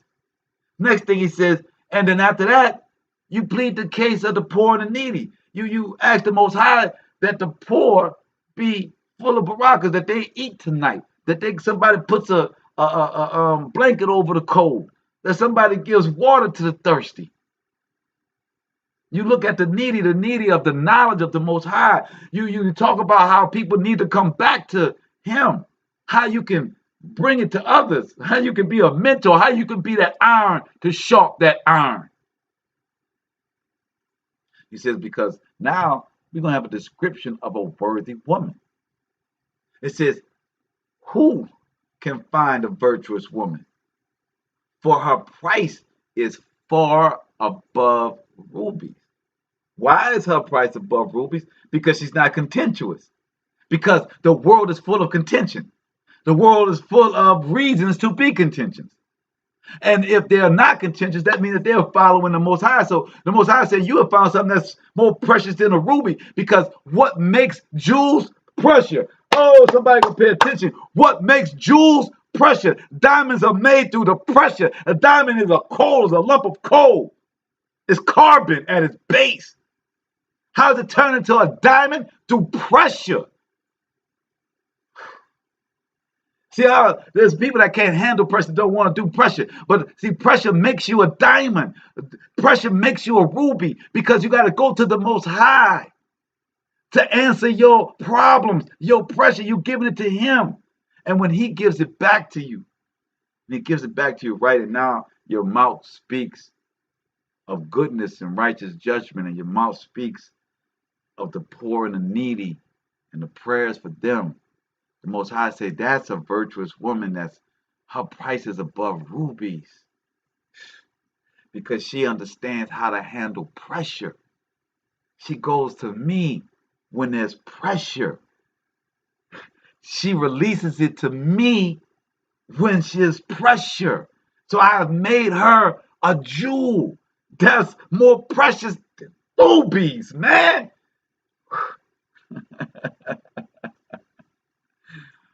It says, the heart of her husband does safely trust in her, so that she shall have no need for spoils. And she don't need she doesn't have any need for worldly things, so to speak. She doesn't have the need to castrate him and have his balls in a trophy case. She doesn't have to have control. She doesn't have to have braggadocious of my husband is nice and neat and he wears the right clothes when we're out. He says the right thing. We're a perfect little picture on Instagram and on Facebook. She don't need those spoils because she got a man that trusts in her.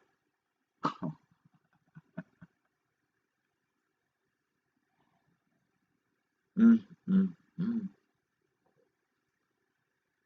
The question is, do you believe in these words, or do you think these are just words? Or do you just hope that these words can come real one day? Well, I'm here to tell you, these words are real if you make them real. They ain't real no other way.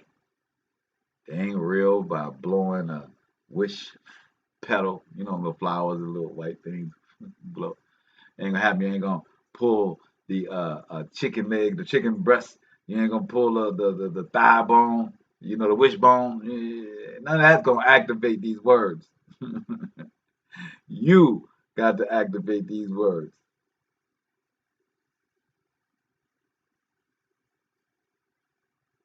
Yes, my brother, you know, but with love, my brother, you know, you got to do this is about love. Remember, creating envy and strife in your house, the Father doesn't hear your prayers. You present it with love as the best you can and you stand firm. And then you let the Father do the rest. He's either gonna make it work or he's gonna separate it. The Father does not have a gray. It is black or white for the Most High. And if y'all don't believe that, please believe that. Please believe that. The Father does not play. He told us that man can build great castles. And he's gonna tear them down. Hurricane come through and they topple. It says, the heart of her husband does safely trust in her, so that she'll have no need of spoil. She will do him good and not evil all the days of her life. She seeketh wool and flax and worketh willingly with her hands. Artist, right? She is like the merchant ships. She bringeth her food from afar. She riseth also while it is yet night, that's in the morning, and giveth meat to her household and portions to her maidens. She considereth the field and buyeth, and with the fruit of her hands she planted a vineyard. This is all a woman, the doer, exactly. This is the doer that we're talking about, right? This is what the Most High wants, a doer of his daughter of Zion, a wife for his seed. One that is like a merchant that brings food. She's bringing good tidings. She's bringing she's bringing meat to the household, to the portion, to the maidens, to all of the people that work with her. She brings love. She brings gift. She's a doer in the Most High. She's exuding love where she goes. She's girded her loins with strength and strengthens her arms. She perceiveth that her merchandise is good. And here go Ty. Her candle goeth not out by night. Yeah, Ty got them candles. Remember, I want that frankincense and myrrh one. Ty, I already know my rib and tried to beat me to the punch and get the first one. I saw some type of post about somebody got a new one. I think she may have reposted it, but I know somebody may have got the first candle. But we want that frankincense and myrrh candle around here. So, anyway, so it says, she perceiveth that her merchandise is good. A woman that knows her worth, not because she can scream it, not because she can demand it, but because she can be quiet and humble and everyone act accordingly. That's a woman that knows her worth because everybody around her acts accordingly. It is not that she has to say I'm worthy. She doesn't have to fight for her position. She doesn't have to fight for her honor. That's what her man, because he trusted her man, fights for her honor. Her man is the one to put up her honor. If she's calm enough to allow him to do it, if she's relaxed enough to let the Most High do it, if she knows her worth, then she knows that nobody can hide her worth. If she knows that she's a diamond, she knows that when the sun hits it, it can't be hid. No man, no time, no nothing can hide that woman when the Most High's light hits her. But she's got to know that. She's got to know that in her heart.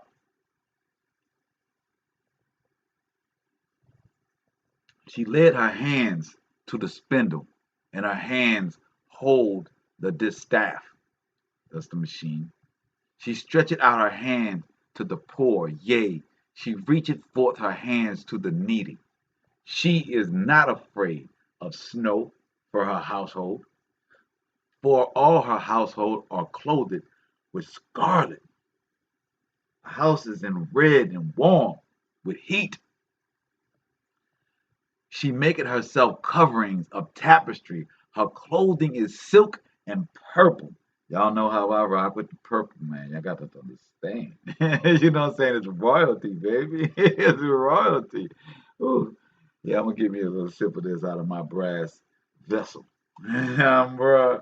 Shabbat Shalom. I just got to give all praise to the Father for Shabbat. You know, to sit back and enjoy the fruits of your labor.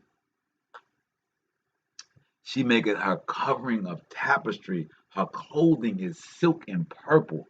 Her husband is known in the gates.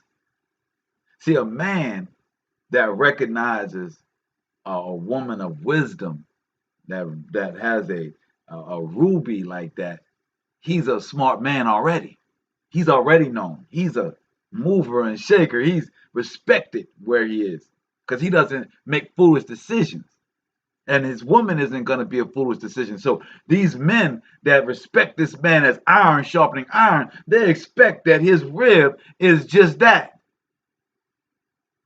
So he's known in the gates. His rib is respected in the gates. And when he sitteth among the elders of the land, she maketh fine linen and sell it, and delivereth girdles unto the merchants.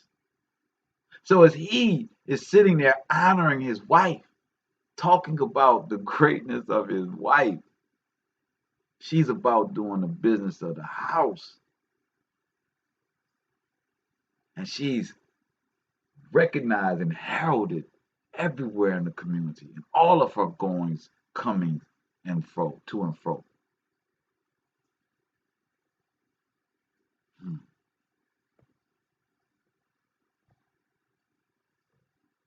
And it says, strength and honor are her clothing, and she shall rejoice in time to come.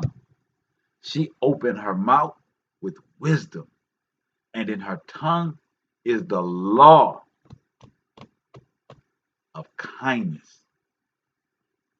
Not demands, kindness. Not demands, but kindness. She looketh well to the ways of her husband, and eateth not the bread of idleness. Her children arise up and call her Baraka, blessed, her husband also, and he praiseth her, praises her. Many daughters have done virtuously, but thou excellest them all. Favor is deceitful, and beauty is vain. Ooh. Favor is deceitful.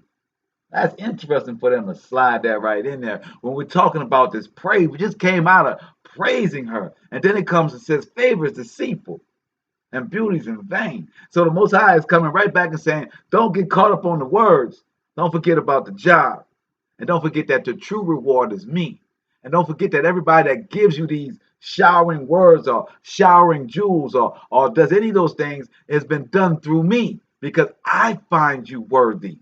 Not because your husband finds you worthy, not because the community finds you worthy, but because the Father finds you worthy. And if you are not getting those words, then the Father doesn't find you worthy. So don't be mad at the community. Don't be mad at the husband. Don't be mad at the daddy. Don't be mad at the mama. Don't be mad at the cousins. Check yourself with the Father, with your Creator, and find out why it's not going the way you think it should. Because favor is deceitful. Because people can give you what you want and hate your guts. People can give you what you want so that they can make their exit. They can give you the vanity of being told that you're right, only to be making a left exit. It says, but a woman that feareth the Most High shall be praised. Give her of the fruits of her hands what?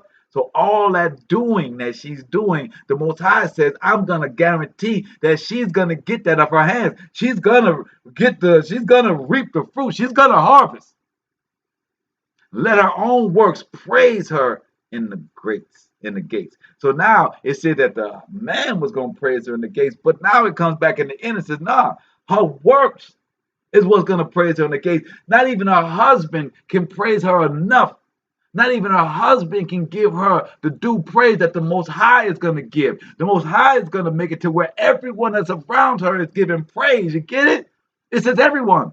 The man is only going to talk to the elders. There's going to be praise from kids. There's going to be praise from women. There's going to be praise from elderly women. That's how the Most High does it. A man can only tell a couple of old fogies, some elders, say, yeah, man, the Most High bless me. I got a good one. They ain't going to walk around and praise you. The Most High sends your praise. Give her of the fruit of her hands, and let her own works praise her in the gates. Let's go to Deuteronomy.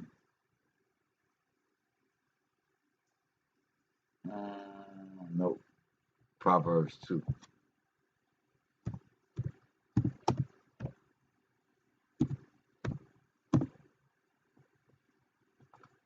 Proverbs 2, verse 16 and 17. And it says, to deliver thee from the strange woman, even from the stranger which flattereth with her words. It says, deliver thee from the strange woman, even from the stranger which flattereth with her words, which forsake the guide of her youth, and forgotten the covenant of her creator. So it says we have to be mindful of women that with flattering words talk about what they can do, how they can do, but have forgotten their covenant with the Most High. Most High says the most important thing you need to know about any human being is what their position is with me. And I'll tell you a whole lot about them. Ooh, I'm going to say it again. The Most High says what you need to know about any individual is their position with the Creator. And from there, you'll know all you need to know about them. Ooh. Man, Most High hit me with that one just now. I didn't even plan that. That came out my mouth before I even realized what I was saying. I put that on everything. That came out my mouth before I even realized what I was saying. I had to repeat it. And it says, for her house incline it unto death, and her paths unto the dead. It's a hard thing to reconcile with, but it's what it is. Women do not recognize their power. It is a woman that brought Samson down. It was a woman that the devil sought after to destroy our community with Eve. He didn't ask Adam because the power was in Eve. He knew that Adam would follow Eve. Ooh, even though the Father says that the woman's supposed to follow the man, the devil knew that the man would follow the woman anyway, man. Y'all understanding me? The devil didn't attack Adam. He attacked Eve. Because that woman has our rib. The Father knows, the devil knows our weakness is our rib. And our Creator knows it is our rib, is our weakness. That's why the letter is to a king. And it says, do not give your power to the woman. Because the devil is constantly trying to beguile her. That is how this all started. We're not blaming Eve at all because Adam was right there. Adam didn't do his job as the head. He did not say, no, Eve, love, we're not doing this. He said, well, babe, I guess so. I guess if you continue to tell me I need to eat this apple, you keep, you being contentious with me about this apple, I guess I'm going to have to go ahead. All right, I'll bite the apple.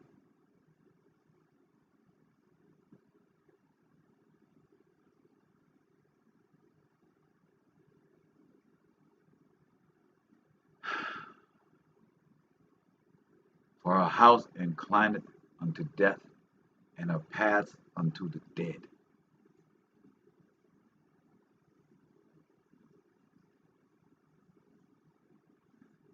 It says, none that go unto her return again, neither take their hold of their paths of life. That's how much power a woman has. A man will forget his own path and follow whatever he thinks is going to make his woman happy. This is the job my wife needs because that's the house my wife wants. I got this job because my wife wants this type of car. I'm doing this because my wife needs that. See, women don't know that's how men talk, but that's how men talk. Man, I'm going to do this because of the wife. Man, I'm doing it because of the wife. The woman only knows she felt like she had to fight him to do it. She had to fight him to get to do this. She had to blah, blah, blah, blah, blah, blah, right? Strife.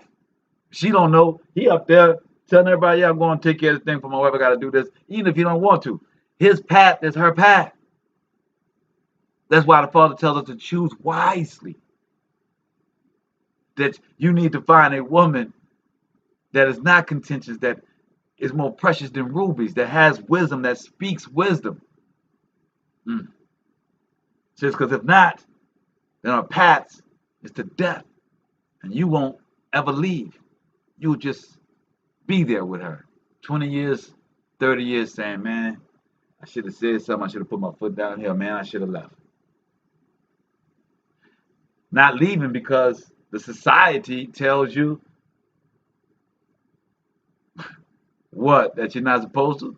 It's not because you're reading what the scripture says. Society tells you, oh, it's bad. Even though everybody's getting divorced, society tells you that that's against Christian faith to be divorced. The Most High says here that you are not to be unhappy. Anything that stops you from following me, the Father says, is idolatry. That's your husband, that's your wife. If your husband or your wife is stopping you from being able to follow the Most High and do His work, then you have now made them your idol. That is your idol. And the Father is going to deal with you and your idol as He has dealt with all idols. I pray y'all hearing. Oh, praise to Chanel. I'm glad at least Chanel gave me a preach. I'm glad y'all feeling me in here. The path has to be right. Women have to know their power. The power can't be used just for control. The power can't be used just to satisfy your needs or wants. Your power has to be used for the Most High, and in that way, the Most High will cover you. That's right. What the Most High has for you can no man take away. Facts. And also, as it says in Psalms 82, Most High says that we are God's, our daughter Zion, as well as us. But we die in our sin. We die like humans in our sin. When we go against the Father, against His law, against His rules, against these words, then we sin. Then we get off of our thrones and we lose our crowns. Let's go to Genesis 3.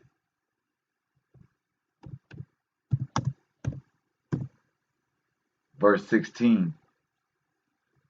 And it says,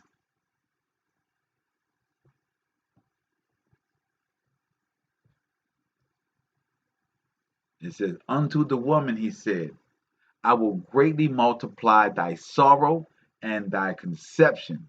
In sorrow thou shalt bring forth children, and thy desire shall be thy husband, and he shall rule over thee.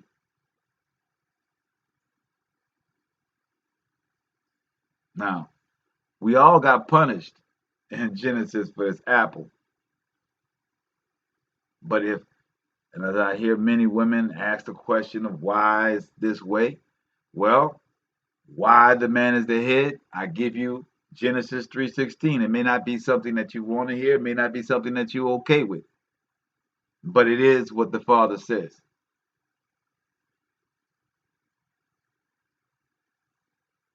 And unto Adam he said, because thou hast hearkened unto the voice of thy wife. Whoa. So what is Adam's punishment? That he listened to his wife. That's why he's being punished. Not that he ate the apple, but because he listened to the wife, because he knew better. Because Adam wasn't beguiled, he wasn't seduced by the devil. He was of his right mind when his wife presented the apple. His wife was beguiled. She was seduced. She was talked and gave the speech. When she turned to him, he was supposed to still be in his sober mind. Oh. He was supposed to be in his sober mind. So the Father said, because you're not in your sober mind, and not hearken to your wife, and has eaten of the tree of which I commanded thee, saying, thou shalt not eat of it. Cursed is the ground for thy sake. In sorrow shalt thou eat of it as all thy life. You know what that means? He was telling us that now the work, in order for us to provide, where before there was fruit on the trees, whereas we didn't have to plant anything, there was no sweat on our brow, that we were just supposed to manage this thing. Now we are made laborers. So you was given the punishment of following us, and we were put out into the field to work. That's the punishment of us both eating the apple. We work all night, and you got to be subjected to us. I don't want to work all night. You don't want to be subjected. Hey, we in this game together, baby. Hey, everybody got issues, right? But the deal is, we gonna follow the Most High. Yeah, we gonna pay for that apple. We paying for the apple right now. And we only pay for the apple as long as we have this enmity between us and we don't follow his law. Father says that you stay with me, I make your work light. If you have trust in me and you don't go out there and try and build these steel frames all by yourself, I'm going to provide your team. I'm going to provide the workers. I'm going to provide the opportunities. Just be patient. What I need you to do is not put anything else before me. I need you to keep your relationship with me. The talent that I give you, work on them, and I'm going to put everything else around you to make it happen. But you got to trust in me, just like you got to trust in this household. It's like you got to trust in the laws that I've given you.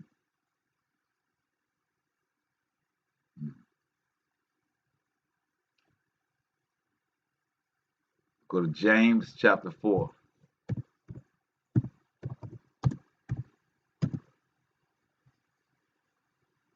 After the James, I got a Psalms, and we out of here, guys. I'm going to let y'all go. But this was a real one. I tried to get at y'all at 8:30, and I thought I was, but Most High had other plans. James chapter 4, verses 1 through 12 is very important. This is going to wrap up and surmise everything. Because at the end of the day, we are fighting the same enemy. Daughter of Zion, the seed of Jacob, we are fighting the same enemy. And the enemy is attacking us the same way he has done it from the beginning, by separating us in our household. He separated Adam and Eve. That's the first sin. His first act is to separate us so that we can go left. That's what he wants. So what we're going to read here is for us to understand our relationship outside and inside of marriage and just in the community. It says, from whence come wars and fighting among you? So he's asking, so where does the wars come from? Where does fighting amongst us come? It said, they come they not hence even of your lust, even of your lust that war in your members? It says, what he's saying is, don't they come from you? Don't they come from your lust, your desires, the things that you want? That's where all fights come from. That's where all wars come from the things that you desire, the things that you want. So if we desire and want the things of the Most High, then that should minimize our fights, right? That should minimize what issues we have. Because if you want what the Most High wants and you put that on the table and the person away from you says, I don't want to do it, then guess who's going to deal with them? The Most High is going to deal with them. You ain't got to do that. You ain't got to get your hands dirty. You can smack them and keep a clean hand. It says you lust and have not. You want things, but you don't have it. You kill and desire to have and cannot obtain.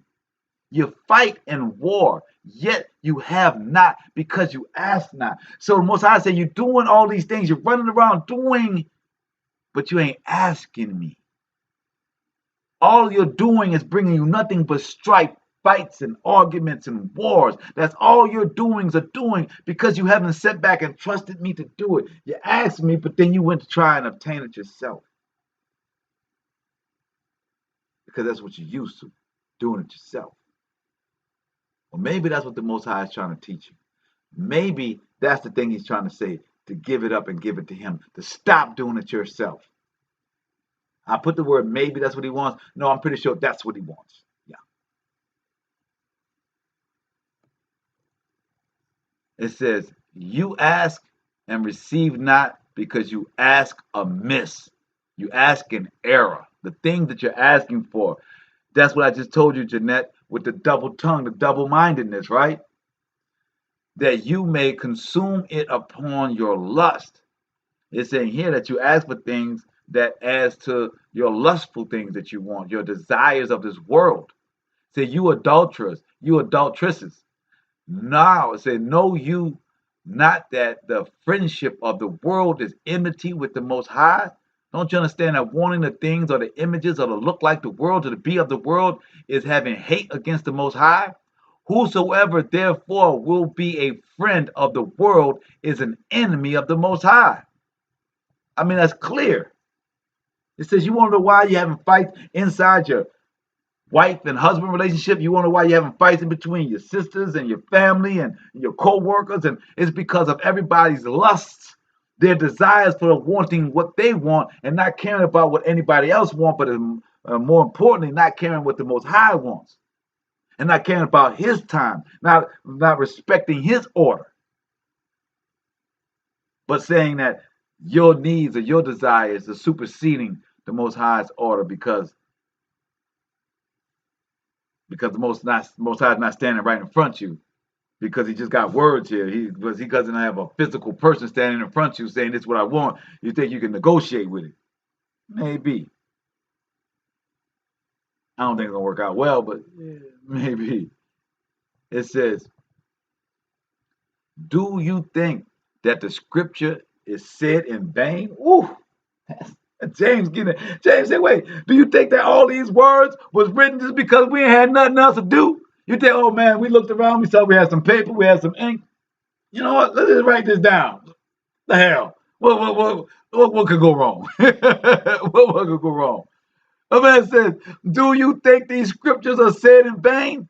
The spirit that dwelleth in us lusted to envy. You think that we say that this not real? That your body doesn't take over your mind, that your body, your heart, your desires doesn't take over your rationality. It doesn't replace common sense with what you want.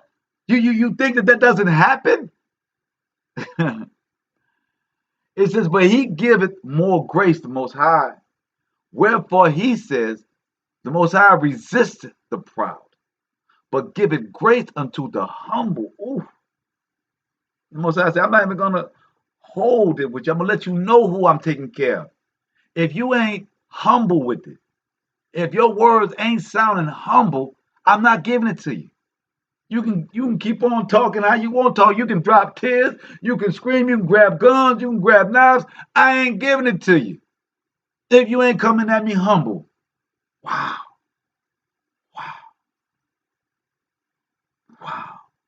Most High said, I'll give you back everything you give me. You give me strife, I'll give you back strife. You give me drunkenness, I'll give you back drunkenness. You give me sexual immorality, I give you STDs. You want hate against your brothers and sisters, I shut down your prayers. I don't even hear you. James said, you think these words are being said in vain? You think this is a game? No, it is not. Mm-mm. Wherefore, it said, God resists the proud, the Most High, but giveth grace unto the humble. Submit yourselves, therefore, unto the Most High. Resist the adversary, the devil, and he will flee from you. Draw close, draw nigh, draw close to the Most High, and he will draw close to you. Cleanse your heart, you sinners, and purify your hearts, and you say, and purify your hearts, you double-minded. Most High says, he's saying, clear out the other half.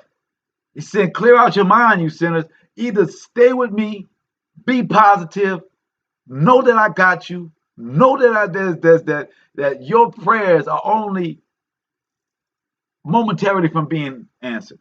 Not that they're not going to be. You don't have to question if your answers, your prayers are being heard. Every one of your prayers are being heard.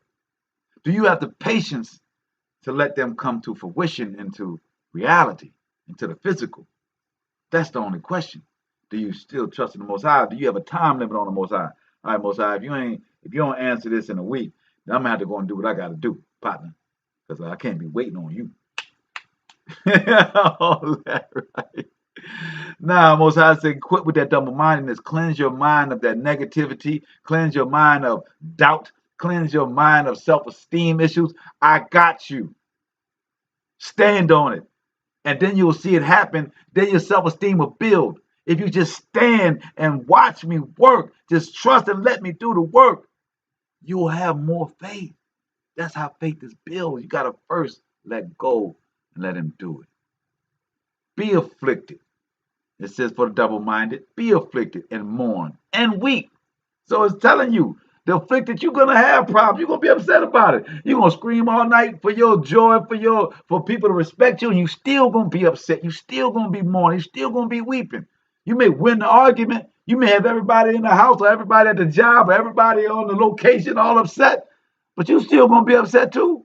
It says, let your laughter be turned into mourning and your joy into heaviness. Humble yourselves in the sight of the Most High. Humble yourselves in the sight of the Most High, and he shall lift you up. Speak not evil one of another, brethren. He that speaketh evil of his brother and judgeth his brother speaketh evil of the law. We just read that, right? You don't speak ill against your wife because you are speaking against the law. Or judge it, speaketh evil of the law and judges the law. You can't judge the law. The law is the law. But if thou judge the law, thou art not a doer of the law, but a judge. Watch out now. What? I say, hold up. You can't be both. You can't be every place. You can't be all things. It says either you're going to do the law or you're going to judge. Mosiah said, if you're talking about judging, then you talking about my position, and then we got to have a conversation about that. You know what I'm saying? Because here it says, there is one lawgiver who is able to save and to destroy. Who art thou that judgeth another? Most High said, you got my job? You gonna take my position? Look here, son. Look here, little one. Look here, my daughter. You sit down. I'm gonna need you to sit. I'm gonna need you to sit down and be humble. Let you guys out of here. Let's go to Psalms 128, and you are out of here for tonight. I pray that these words have edified you and that you understand the glory of the Most High and how he wants us to act with each other in our relationships, in our marriages, and outside of our marriages. How we should order our tongue, how we should deal amongst each other, and how our ladies what the Most High needs of you to do. If you want to be in a marriage, this is what He requires in order for that marriage to be happy. You can be in a marriage, you can be in a relationship. It ain't guaranteed to be happy. It ain't guaranteed to have the Most High's barakas upon it. But if you do said things in Proverbs chapter 31, then you're in line for all of that. So it says, Psalms 128, Baraka is everyone that feareth the Most High, that walketh in His ways. That's right, my brother Adon. For thou shalt eat the labor of thine hands. Happy shalt thou be. It shall be well with thee. Thy wife shall be as a fruitful vine by the sides of thine house. Thy children like olive plants round about thy table. Behold, that thus shall the man be Baraka that feareth the Most High. So it's telling you right here, for us men, you can't tame your woman. It said it's like having oil in your hand and trying to keep it. It's like trying to hold the wind. You cannot. But your fear of the Most High and giving it to Him and not harboring any ill will, not devising ill against your wife, ensures that the Most High will right your wife, will take the crooked and make straight for both sides, for the wife that has the crooked husband and for the husband that has the crooked wife. And for both, if both are crooked, the praying that both will be straight. So it says, behold, that thus shall a man be blessed that feareth the Most High. For the Most High shall bless thee out of Zion, and thou shalt see the good of Jerusalem all the days of thy life. So I ain't got to wait to die to be happy. I'm going to have it all the days of my life. Yea, thou shalt see thy children's children, and peace upon Yasharal. That's what we have in the building tonight. That's our show for the night. I give all praise, honor, and glory unto the Most High. I pray that the Most High gives the soft heart to our ladies, that they have heard this and taken this in, and the Most High has made it palatable for them and have made them wrap their arms around a virtuous, a worthy woman that the Most High says. Remember, these are His words. And for my brothers that are out there, if you're not the head of your house following, and you're not the head of the house following the Most High, and you got a rib that is reading more and that is into it, then you have to break yourself, my brother. You have to take the wise counsel of your wife because you're not taking the wise counsel of the Most High. Understand? You have to break your shoulders and take the wise counsel of your wife because you're not taking the wise counsel of the Most High. So, my brothers, you have to be what you want your rib to be. If you want your rib to be humble, you got to be humble. If you want your rib to pray for you, you got to pray for your rib. Get it? So, with all that being said, we give all praise and honor and glory to the Most High. Shabbat Shalom. We pray for wisdom and understanding for all of Jerusalem in this hour. Shalom.